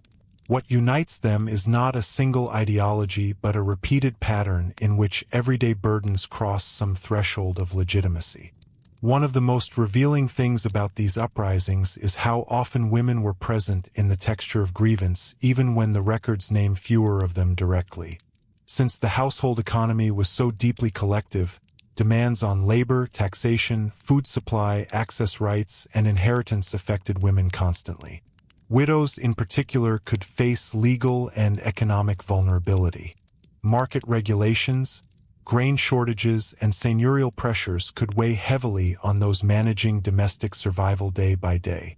The archival voice of rebellion is often male because officials wrote it that way, but the experience being defended was household experience, and that was never exclusively male. Nor were rebellions always openly violent from the start. Evasion, foot-dragging, concealment, false reporting, poaching, illegal use of resources, refusal to appear, or strategic appeal to alternative authorities could all form part of peasant resistance. In many cases, the daily routine itself contained quiet defiance. A hidden pig, a little grain withheld, a labor service performed slowly, woodland entered when it should not have been. These acts might seem small, but in aggregate they reveal something essential. Peasants were not passive objects beneath power. They negotiated continually, even when they lacked the strength for open confrontation. That continuous negotiation could be especially intense around the commons. Rights to graze animals, gather wood, collect turf, fish, glean, and use shared spaces were not sentimental leftovers from a simpler age. They were part of the operating system of rural survival. Restrict them, enclose them, redefine them, or monetize them too aggressively, and the daily routine changes sharply. A woman must walk farther for fuel. A family loses milk because grazing narrows. Winter becomes colder. Cash must replace rights. To defend commons was to defend time, energy, nutrition, and the possibility of household continuity. This is why disputes over apparently marginal landscapes could become emotionally and politically central. Peasant revolt also had a psychological dimension that is easy to miss if we focus only on material burdens. Routine teaches people not just what they suffer, but what they can imagine. Most days of peasant life disciplined the body into patience. Dawn came, work followed, dues existed, fatigue returned, and the household persisted.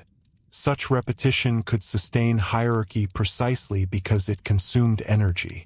But routine also made communal patterns legible.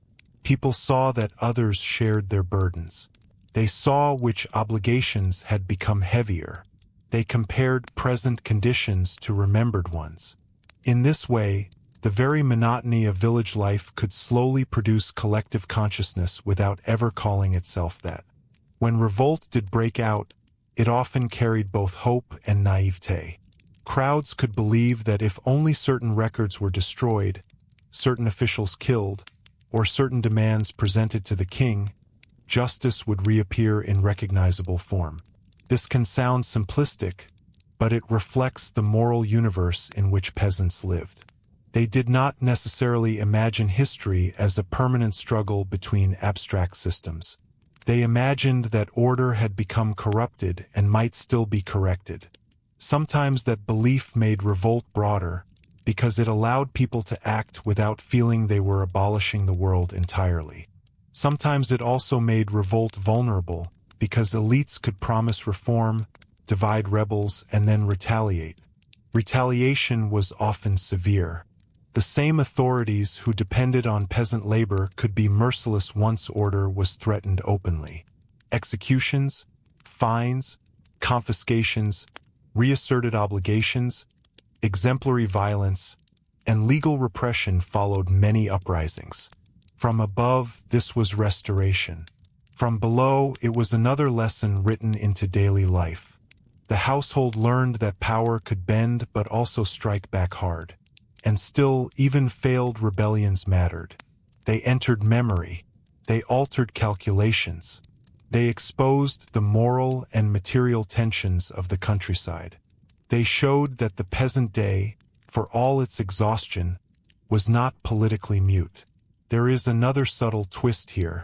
The more carefully we study peasant routine, the less boring it becomes in the simplistic sense.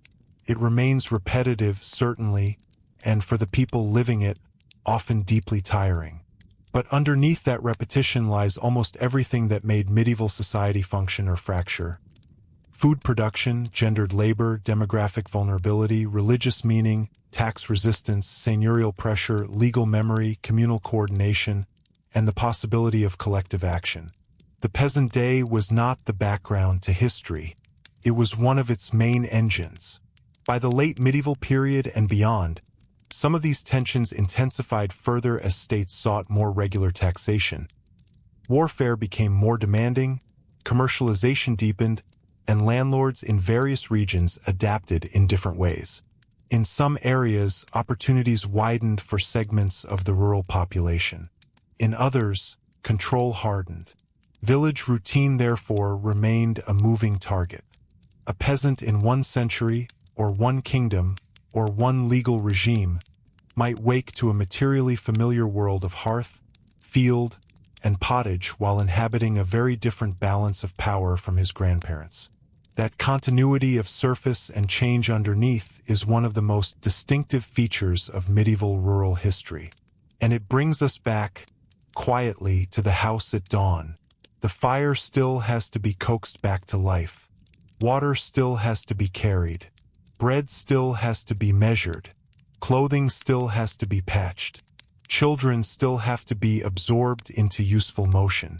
But now, after plague, after shifting labor relations, after unrest, after sharper encounters with authority, the ordinary routine can no longer be seen as merely passive endurance. It is also a record of what households knew about power and what they might do when that power pressed too hard. If we keep following that household closely, another layer of the story comes into view, one less dramatic than rebellion but just as revealing. The moments of relief, festivity, courtship, seasonal celebration, and rough pleasure that existed inside the peasant year, not because life was easy, but because without those intervals the routine itself would have become nearly unbearable, and because even in a world built on labor, people still made room for music, marriage, ale, games, saints, days, and the complicated business of enjoying themselves under watchful eyes and narrow means. Those intervals mattered because a life governed so heavily by labor could not be sustained by labor alone. Even the most disciplined peasant household needed moments when the pattern loosened, when obligation paused just enough for people to remember themselves as more than hands attached to tools or bodies moving between hearth and field. One of the easiest mistakes in describing medieval peasant life is to let hardship swallow everything else. Hardship was real, but so was festivity. In fact, festivity mattered precisely because hardship was real. Relief was not decoration on the edge of the peasant year. It was one of the ways the year remained livable. The church calendar provided much of this structure. Holy days, saints' days, feast days, and the great cycle of Christmas, Easter, and other observances marked out time differently from agricultural necessity. These days did not erase work altogether, and local practice varied widely, but they offered recognized intervals in which the tempo of life could change. A peasant might still have animals to feed and domestic tasks that could not simply disappear, yet the atmosphere altered. Clothing might be slightly better. Food, where possible, might improve. Ale might flow more freely. The village could gather not only to pray, but to witness itself as a community rather than merely a collection of laboring households. That shift in atmosphere is important because it reveals something subtle about medieval rural life. Leisure, for peasants, was rarely the absence of all responsibility. It was the temporary reordering of responsibility. The same people were still present, the same social hierarchies still visible, the same local tensions still lingering underneath. But a feast day allowed another side of village life to emerge. There could be games, songs, dancing in some places and periods, wrestling, archery practice where required or encouraged, processions, drinking, storytelling, and the complex rituals of courtship and display. These were not simply diversions. They were social acts through which status, attraction, belonging, and reputation were negotiated. Food on such occasions could take on a symbolic weight beyond nutrition. A household that usually lived on careful portions of bread, pottage, and modest additions might experience feast day food as something richer not merely in taste, but in meaning. A little more meat, special bread, seasonal cakes where tradition and means allowed, extra ale, cheese in greater quantity, spiced elements for those better off. All these signaled that time itself had changed for the day. The feast table, even when humble by aristocratic standards, was a declaration that life was not only endurance. For a peasant, to eat better than usual was also to feel the moral and seasonal rhythm of the year embodied in the mouth. Yet festivity was never free of social pressure. A celebration in the village was also a stage. People saw who contributed, who dressed well within their means, who drank too much, who courted whom, who quarreled, who danced gracefully, who remained awkwardly at the edge, who was newly widowed, who looked prosperous, who did not. The same communal intimacy that made rural life cooperative made festivity revealing. It opened a brief space for pleasure, but also for comparison. And comparison, in a world of narrow margins, could be emotionally sharp. Courtship is a particularly interesting part of this world because popular imagination often treats medieval marriage as either a purely romantic village custom or a brutally transactional arrangement with no feeling in it. The reality, again, is more layered. Marriage among peasants was deeply practical. It involved labor, land, inheritance, household formation, reproductive hope, and economic survival. A spouse was not merely a companion, but a working partner in the most literal sense. And yet attraction, reputation, family preference, age, local opportunity, and personal affection all still mattered. People were not less human because their marriages had heavier economic consequences. If anything, the emotional stakes were higher, because choosing badly or being unable to marry at the right time could damage the entire future of a household. Festive gatherings often gave courtship some of its few visible stages. A glance during a dance, a conversation at a church ale, a shared walk after a procession, a chance to display steadiness, humor, skill, or simple physical health. All of these mattered.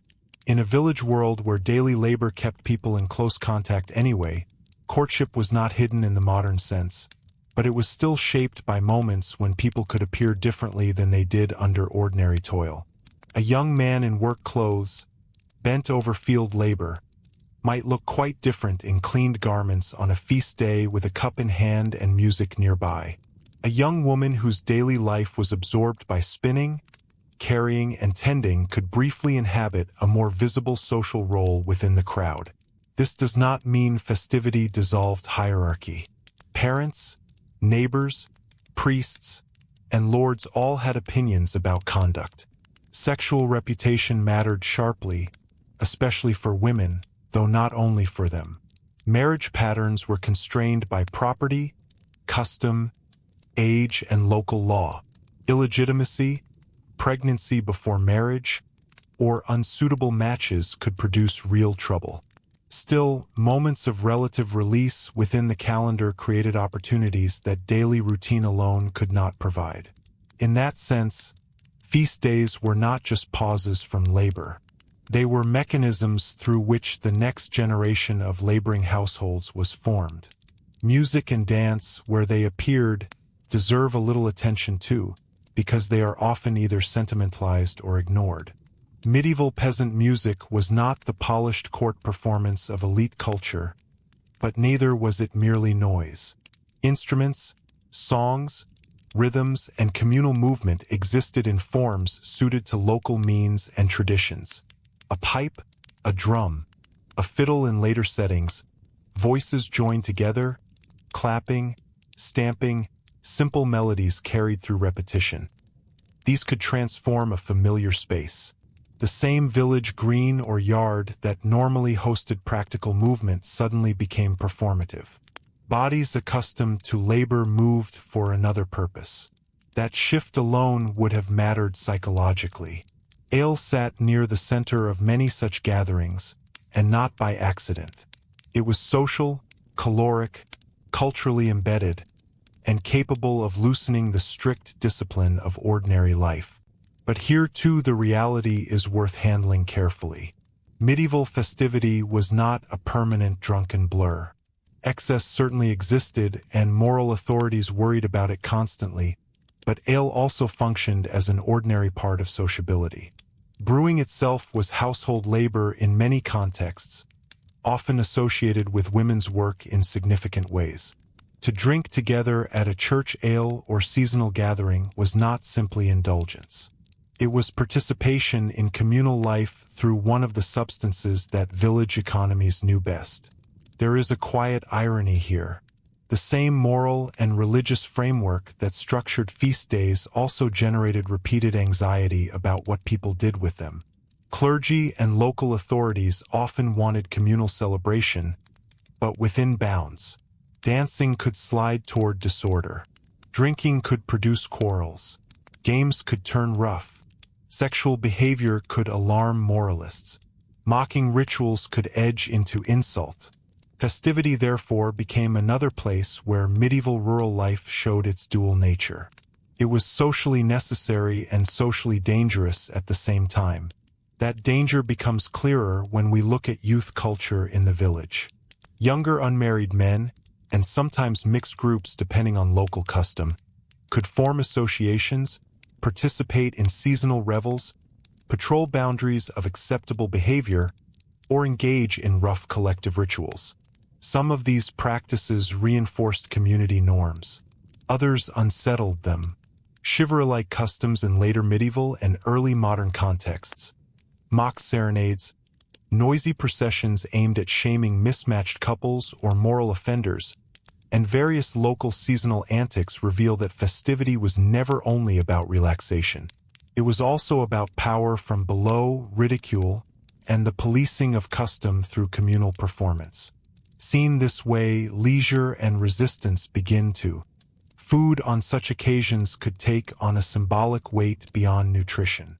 A household that usually lived on careful portions of bread, pottage, and modest additions might experience feast day food as something richer not merely in taste, but in meaning.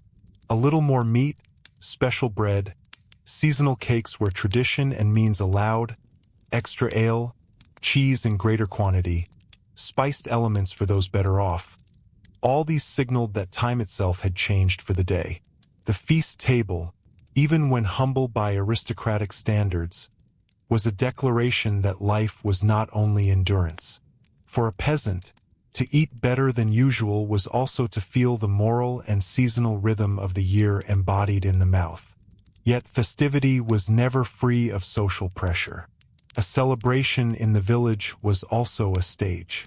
People saw who contributed, who dressed well within their means, who drank too much, who courted whom, who quarreled, who danced gracefully, who remained awkwardly at the edge, who was newly widowed, who looked prosperous, who did not. The same communal intimacy that made rural life cooperative made festivity revealing. It opened a brief space for pleasure, but also for comparison. and comparison in a world of narrow margins could be emotionally sharp. Courtship is a particularly interesting part of this world because popular imagination often treats medieval marriage as either a purely romantic village custom or a brutally transactional arrangement with no feeling in it. The reality, again, is more layered. Marriage among peasants was deeply practical. It involved labor, land, inheritance, household formation, reproductive hope, and economic survival. A spouse was not merely a companion, but a working partner in the most literal sense. And yet attraction, reputation, family preference, age, local opportunity, and personal affection all still mattered. People were not less human because their marriages had heavier economic consequences. If anything, the emotional stakes were higher, because choosing badly or being unable to marry at the right time could damage the entire future of a household. Festive gatherings often gave courtship some of its few visible stages. A glance during a dance, a conversation at a church ale, a shared walk after a procession, a chance to display steadiness, humor, skill, or simple physical health. All of these mattered. In a village world where daily labor kept people in close contact anyway, courtship was not hidden in the modern sense, but it was still shaped by moments when people could appear differently than they did under ordinary toil. A young man in work clothes, bent over field labor, might look quite different in cleaned garments on a feast day with a cup in hand and music nearby.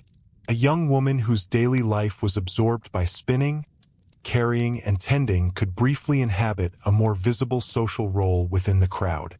This does not mean festivity dissolved hierarchy. Parents, neighbors, priests, and lords all had opinions about conduct. Sexual reputation mattered sharply, especially for women, though not only for them. Marriage patterns were constrained by property, custom, age, and local law. Illegitimacy, pregnancy before marriage, or unsuitable matches could produce real trouble.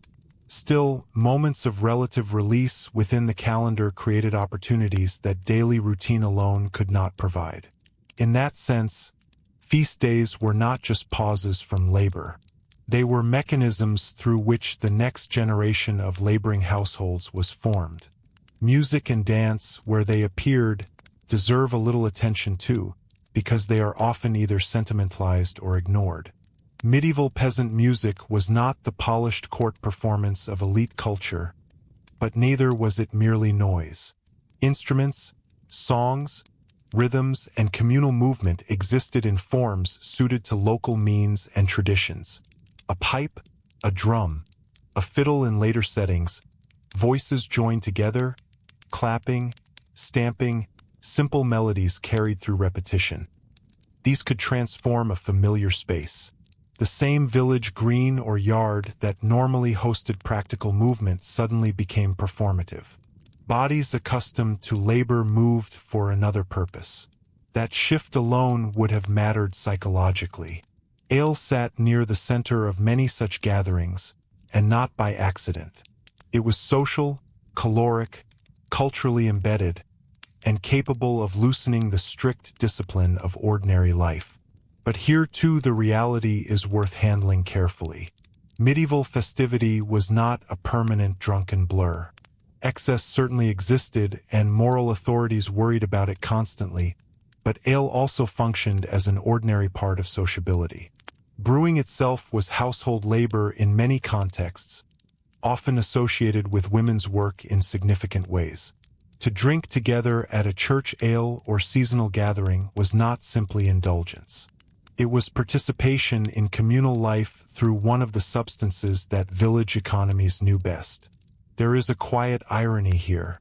The same moral and religious framework that structured feast days also generated repeated anxiety about what people did with them. Clergy and local authorities often wanted communal celebration, but within bounds. Dancing could slide toward disorder. Drinking could produce quarrels. Games could turn rough. Sexual behavior could alarm moralists. Mocking rituals could edge into insult. Festivity therefore became another place where medieval rural life showed its dual nature. It was socially necessary and socially dangerous at the same time. That danger becomes clearer when we look at youth culture in the village. Younger unmarried men, and sometimes mixed groups depending on local custom, could form associations, participate in seasonal revels, patrol boundaries of acceptable behavior, or engage in rough collective rituals. Some of these practices reinforced community norms. Others unsettled them. Chivalry-like customs in later medieval and early modern contexts, mock serenades, noisy processions aimed at shaming mismatched couples or moral offenders, and various local seasonal antics reveal that festivity was never only about relaxation. It was also about power from below, ridicule, and the policing of custom through communal performance. Seen this way, leisure and resistance begin to overlap. A game, a dance, or a holiday gathering could contain undercurrents of tension between generations, between clergy and villagers, between lords and tenants, between moral regulation and lived desire. Medieval peasants did not suddenly become political only when marching in revolt. Politics was woven into ordinary social life, and festivals made that visible by bringing bodies together in a more expressive mode. A lord might sponsor or tolerate celebration, but he could not fully control what people said to one another once ale and shared grievance entered the air. Seasonality mattered here as much as it did in work. Winter festivities could feel especially important because they interrupted darkness and confinement. Midwinter celebrations, Christmas observances, and the broader sense of turning the year carried emotional force in a world where cold, fuel shortage, and physical constriction were so much a part of ordinary experience. Spring festivals, by contrast, could feel like release into motion, fertility, courtship, and outward activity after months of harsher conditions. Harvest gatherings had their own charged tone. Relief, fatigue, gratitude, and the uneasy knowledge that success still had to survive storage and winter. Harvest was, in many ways, the peasant year's closest equivalent to a shared exhale. But even here, the pleasure was complicated. A successful harvest did not mean luxury. It meant that dread loosened a little. That may sound modest, yet in a subsistence world, modest relief could feel enormous. To bring grain in before weather turned, to see stores filling, to know that seed and bread might both be possible, to slaughter selectively with some confidence, to repair what had been postponed. These things transformed mood. Celebration after harvest was rooted not in abundance as modern people imagine it, but in the temporary easing of fear. At the same time, festivals also revealed exclusion. The sick, the grieving, the very poor, the socially disgraced, recent widows, debt-burdened households, and outsiders might not experience communal pleasure in the same way. A village celebration could unite, but it could also remind people of what they lacked. Good clothes showed who had them. Marriage prospects favored some more than others. Contributions to shared food and drink were easier for stronger households. Even joy, then, was stratified. This is another reason the peasant world is more interesting than the simple contrast between misery and merriment. Both were real and both were unevenly distributed. Children experienced festivity differently again.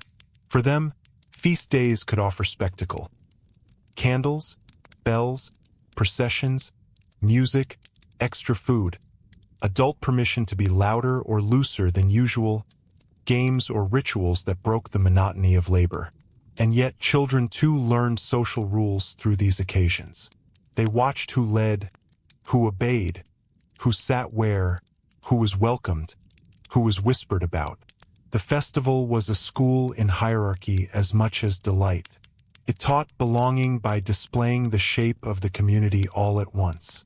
Marriage feasts, where they occurred with enough means to make them notable, were especially revealing.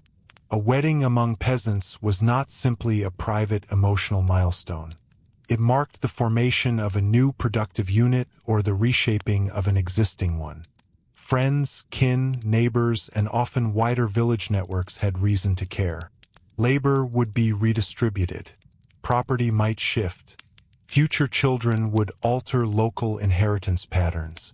A wedding feast, therefore, celebrated affection and alliance, but also the practical continuation of village society. Songs, joking rituals, gifts, meals, and blessings all carried more than sentimental meaning.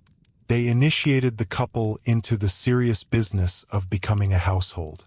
Funerals and wakes, too, occupied a curious place between grief and communal gathering. In a world where death was frequent and public, mourning had social rhythm. Food, drink, prayer, memory, and formal observance brought villagers together around loss. This may seem far from the relief of festivity, but in lived experience the two were not entirely separate. Both revealed the communal body of the village. Both suspended normal routine to mark something larger. Both reminded peasants that an individual life, however constrained by labor, still entered shared ritual at its most important thresholds. One of the stronger expectation reversals in this whole subject is that leisure in the medieval countryside was not simply escape from work. It was often made out of the same materials as work. Ale brewed through labor, clothing sewn and mended over many evenings, songs remembered in communal settings, feast foods prepared through ordinary household effort, church decorations or processions requiring organization, games taking place in spaces otherwise used for practical tasks. The peasant did not step out of the village world into entertainment. Entertainment emerged from the village world itself.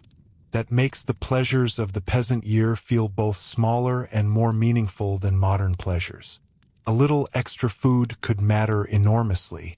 A dance might be remembered for months. A successful fair, a generous wedding meal, a saint's day with clear weather, a musician visiting from elsewhere, a market day that brought novelty, gossip, and the sight of strangers. These were not trivial diversions in an otherwise featureless life. They were points of brightness that helped structure memory. People do not remember only work. They remember the breaks in work. And medieval peasants, no less than anyone else, lived partly through anticipation of those breaks. Markets and fairs deserve a place in that anticipation. Even when they were primarily economic spaces, they also offered sensory variation. New faces, unusual goods, bits of cloth, ironware, spices glimpsed if not bought, entertainers, preachers, peddlers, rumors from beyond the village. All of this extended the peasant's world slightly beyond its ordinary boundaries. For someone whose routine was intensely local, the fair or market could feel expansive. It was a place to sell, buy, compare, observe, and imagine, the practical and the pleasurable mixed together. One might go to trade eggs, grain, wool, or small goods and return with news, desire, envy, or the sharpened sense that the world was larger than the village lane. Of course, larger worlds brought danger too. Authorities watched gatherings. Prices fluctuated. Theft happened. Strange ideas circulated. Disease could travel. Yet that was true of almost everything in medieval life. Benefit and risk arrived together. The peasant routine was full of such dualities. The house sheltered and suffocated. The village protected and watched. The feast relieved and exposed. The market expanded horizons and invited vulnerability. To live well or well enough was not to eliminate contradictions, but to keep moving inside them. And this helps us understand why the strange daily routine of a medieval peasant held so much emotional range. It contained weariness, yes, but also expectation. It contained monotony, but also the calendar's little crescendos. It contained obedience and mockery, scarcity and display, prudence and bursts of release. A peasant might spend weeks in hard repetitive labor and still orient part of his or her inner life around the next holy day. The next fair, the next wedding, the next harvest supper, the next chance to stand in clean clothes among neighbors and feel, if only briefly, that life was not just being endured but shared. And yet those same moments of release also remind us of something else just as important. How much of peasant life depended on the village as a social organism, with all its closeness, memory, surveillance, obligations, and mutual aid. To understand the routine fully, we have to look even more closely at that village itself. Not just as scenery around the peasant's day, but as the living framework that shaped who helped whom, who judged whom, who married, who survived bad years, who was pushed to the edge, and how an ordinary person was carried, constrained, and defined by the community from birth onward. That community from birth onward was not just the backdrop to peasant life. It was one of the main facts of it. A medieval peasant did not usually experience existence as an isolated individual making private choices in a largely anonymous world. He or she was born into a mesh of kinship, neighborhood, custom, obligation, memory, and reputation so dense that even ordinary actions could carry a communal meaning. To wake, work, eat, court, marry, borrow, quarrel, pray, or fall sick was almost always to do so within sight, sound, or knowledge of others. The village was not merely where the peasant lived. It was the social climate in which the peasant mind was formed. This closeness had practical roots. Houses stood near one another because labor, security, shared resources, and the management of land all favored proximity. Roads were poor, daylight limited, transport slow, and danger not entirely absent. A scattered household could be more vulnerable. A clustered one could draw on the labor and awareness of neighbors. Wells, ovens, mills, churches, greens, lanes, and shared fields pulled people into repeated contact. This gave medieval rural life a strange combination of intimacy and exposure. One rarely had to face life entirely alone, but one also rarely escaped being known. To be known in such a world could be comforting. If a roof failed, if a birth turned difficult, if an ox wandered, if illness entered the house, if a widow needed assistance bringing in hay, neighbors often mattered more immediately than any distant authority. Mutual aid was not a sentimental extra. It was one of the ways the village survived. People lent tools, watched children, shared news, joined in harvest work, witnessed agreements, helped with funerals, and stepped into domestic crises because life at the subsistence edge made total self-sufficiency almost impossible. The village remembered who had helped before and who had not. That memory, though, was never neutral. The same village that could carry a household through a difficult season could also burden it with judgment for years.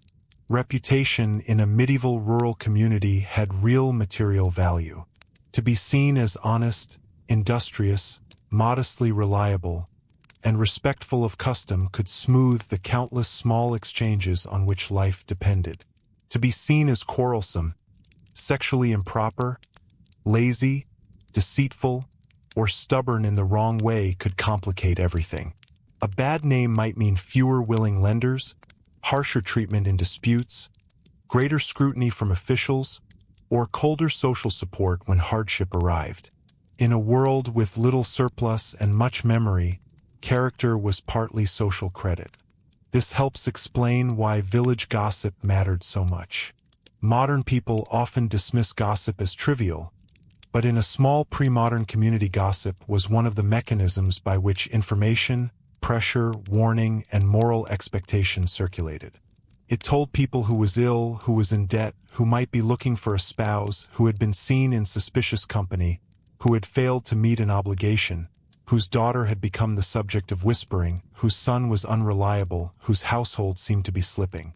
Gossip could be cruel, but it also functioned as a rough system of social knowledge.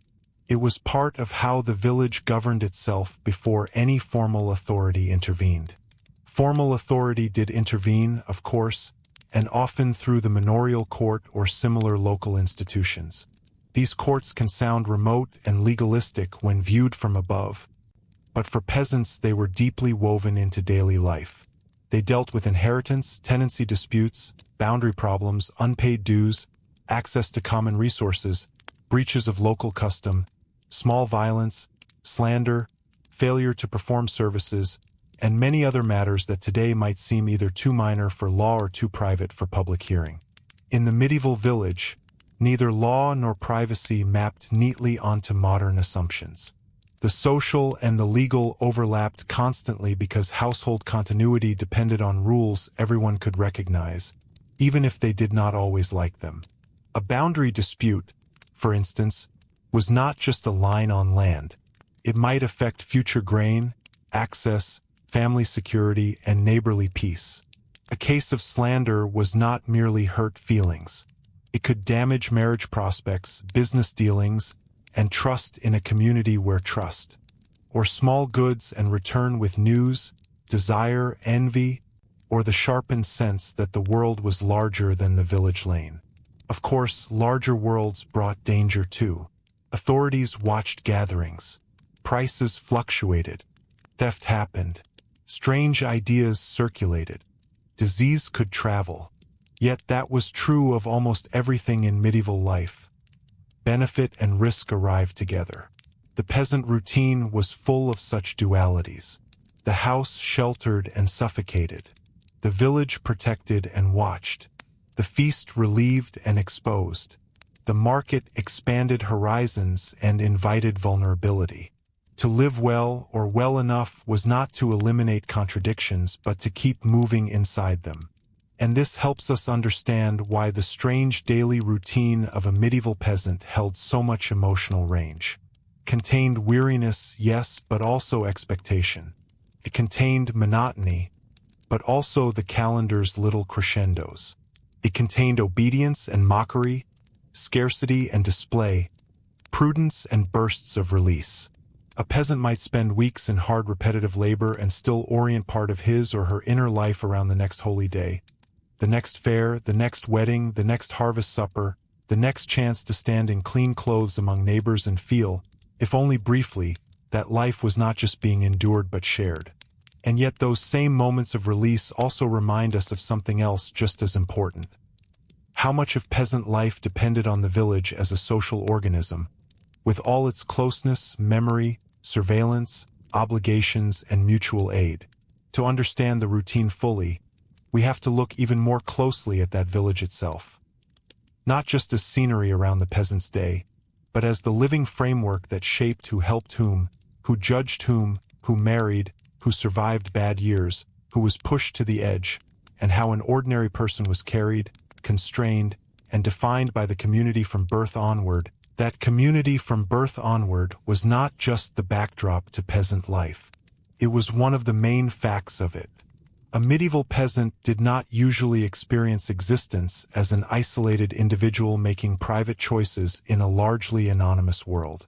He or she was born into a mesh of kinship, neighborhood, custom, obligation, memory, and reputation so dense that even ordinary actions could carry a communal meaning. To wake, work, eat, court, marry, borrow, quarrel, pray, or fall sick was almost always to do so within sight, sound, or knowledge of others. The village was not merely where the peasant lived. It was the social climate in which the peasant mind was formed. This closeness had practical roots. Houses stood near one another because labor, security, shared resources, and the management of land all favored proximity. Roads were poor, daylight limited, transport slow, and danger not entirely absent. A scattered household could be more vulnerable. A clustered one could draw on the labor and awareness of neighbors. Wells, ovens, mills, churches, greens, lanes, and shared fields pulled people into repeated contact. This gave medieval rural life a strange combination of intimacy and exposure. One rarely had to face life entirely alone, but one also rarely escaped being known. To be known in such a world could be comforting. If a roof failed, if a birth turned difficult, if an ox wandered, if illness entered the house, if a widow needed assistance bringing in hay, neighbors often mattered more immediately than any distant authority. Mutual aid was not a sentimental extra. It was one of the ways the village survived. People lent tools, watched children, shared news, joined in harvest work, witnessed agreements, helped with funerals, and stepped into domestic crises because life at the subsistence edge made total self-sufficiency almost impossible. The village remembered who had helped before and who had not. That memory, though, was never neutral. The same village that could carry a household through a difficult season could also burden it with judgment for years. Reputation in a medieval rural community had real material value. To be seen as honest, industrious, modestly reliable, and respectful of custom could smooth the countless small exchanges on which life depended. To be seen as quarrelsome, sexually improper, lazy, deceitful, or stubborn in the wrong way could complicate everything. A bad name might mean fewer willing lenders, harsher treatment in disputes, greater scrutiny from officials, or colder social support when hardship arrived. In a world with little surplus and much memory, character was partly social credit. This helps explain why village gossip mattered so much. Modern people often dismiss gossip as trivial, but in a small pre-modern community, gossip was one of the mechanisms by which information, pressure, warning, and moral expectation circulated. It told people who was ill, who was in debt, who might be looking for a spouse, who had been seen in suspicious company, who had failed to meet an obligation, whose daughter had become the subject of whispering, whose son was unreliable, whose household seemed to be slipping. Gossip could be cruel, but it also functioned as a rough system of social knowledge. It was part of how the village governed itself before any formal authority intervened. Formal authority did intervene, of course, and often through the manorial court or similar local institutions. These courts can sound remote and legalistic when viewed from above, but for peasants they were deeply woven into daily life. They dealt with inheritance, tenancy disputes, boundary problems, unpaid dues, access to common resources, breaches of local custom, small violence, slander, failure to perform services, and many other matters that today might seem either too minor for law or too private for public hearing.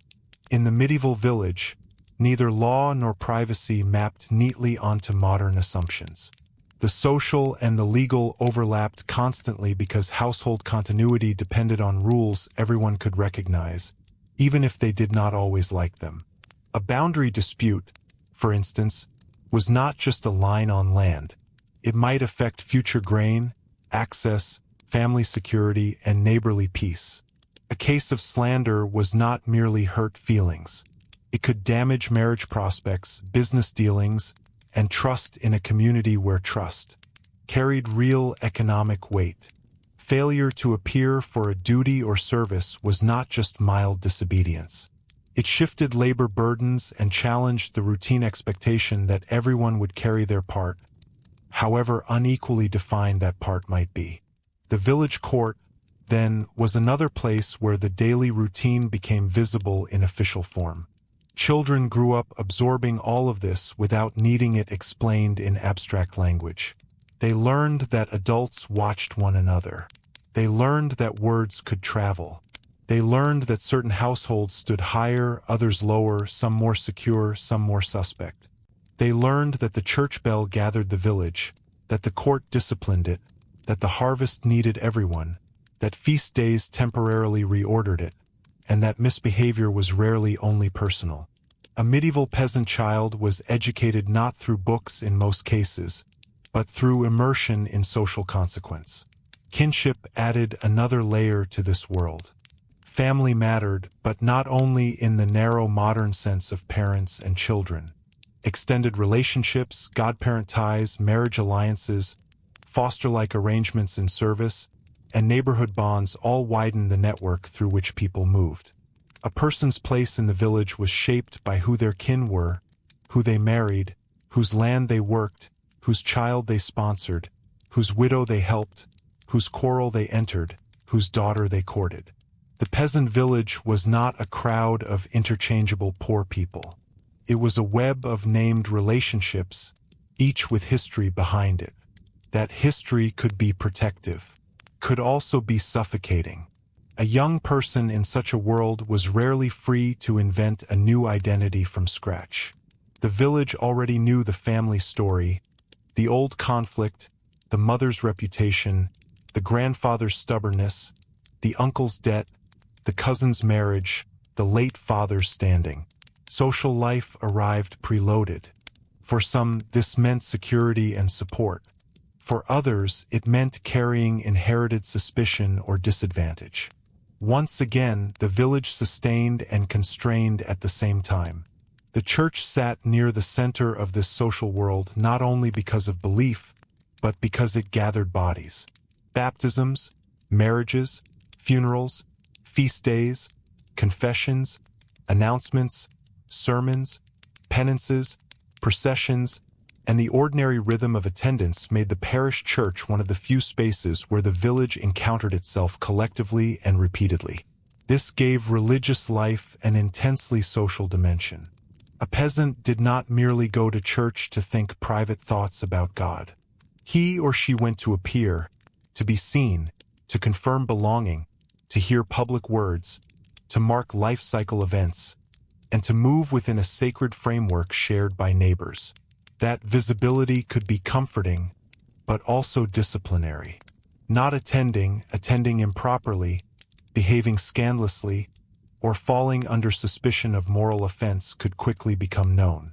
The church therefore reinforced village cohesion partly by making absence legible. At the same time, it offered one of the few languages through which suffering, hope, sin, envy, gratitude, and death could be publicly organized. A community that lacked modern state welfare, medicine, and bureaucracy still possessed ritual ways of recognizing crisis. Prayer for the sick, bells for the dead, processions in times of fear, collective observance in drought or storm. These bound the village emotionally as well as spiritually. Yet it would be too simple to imagine the village as a warm circle of mutual belonging. Medieval communities could be harsh toward outsiders and uneasy toward difference. Strangers, migrants, itinerants, beggars, and people of uncertain standing were often received through a mixture of necessity, suspicion, and opportunism. Some villages needed labor and welcomed newcomers under the right conditions. Others feared the burden, the unknown reputation, or the pressure on resources. A person without strong local ties could find it harder to borrow, marry, defend a claim, or survive a bad spell. Belonging was valuable partly because exclusion was dangerous. Widows and widowers occupied an especially delicate position inside this framework. A widow might have rights, experience, and social knowledge, but she could also face vulnerability if male labor or legal backing was lacking. A widower with children might need remarriage quickly, not only for companionship but for household function.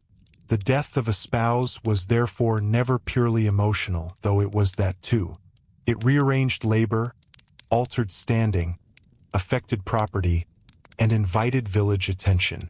Who remarried quickly, who did not, who inherited what, who moved into which household. These were not private transitions hidden from the community. They were moments when the village recalculated its own structure. The same was true of poverty. There were always households living closer to the edge than others. Some were temporarily unlucky. Some were chronically weak in land, labor, or assets. The community might help them, tolerate them, resent them, or monitor them depending on circumstance. Medieval rural poverty was not invisible because the village was too small for invisibility. Hunger, ragged clothing, deteriorating houses, debt, sickness, and inability to contribute stood out. This could inspire charity, could also provoke impatience, especially where resources were already tight. The moral economy of the village, who deserved help, who was seen as trying hard enough, who was blamed for their condition, was constantly being negotiated in ordinary talk and action.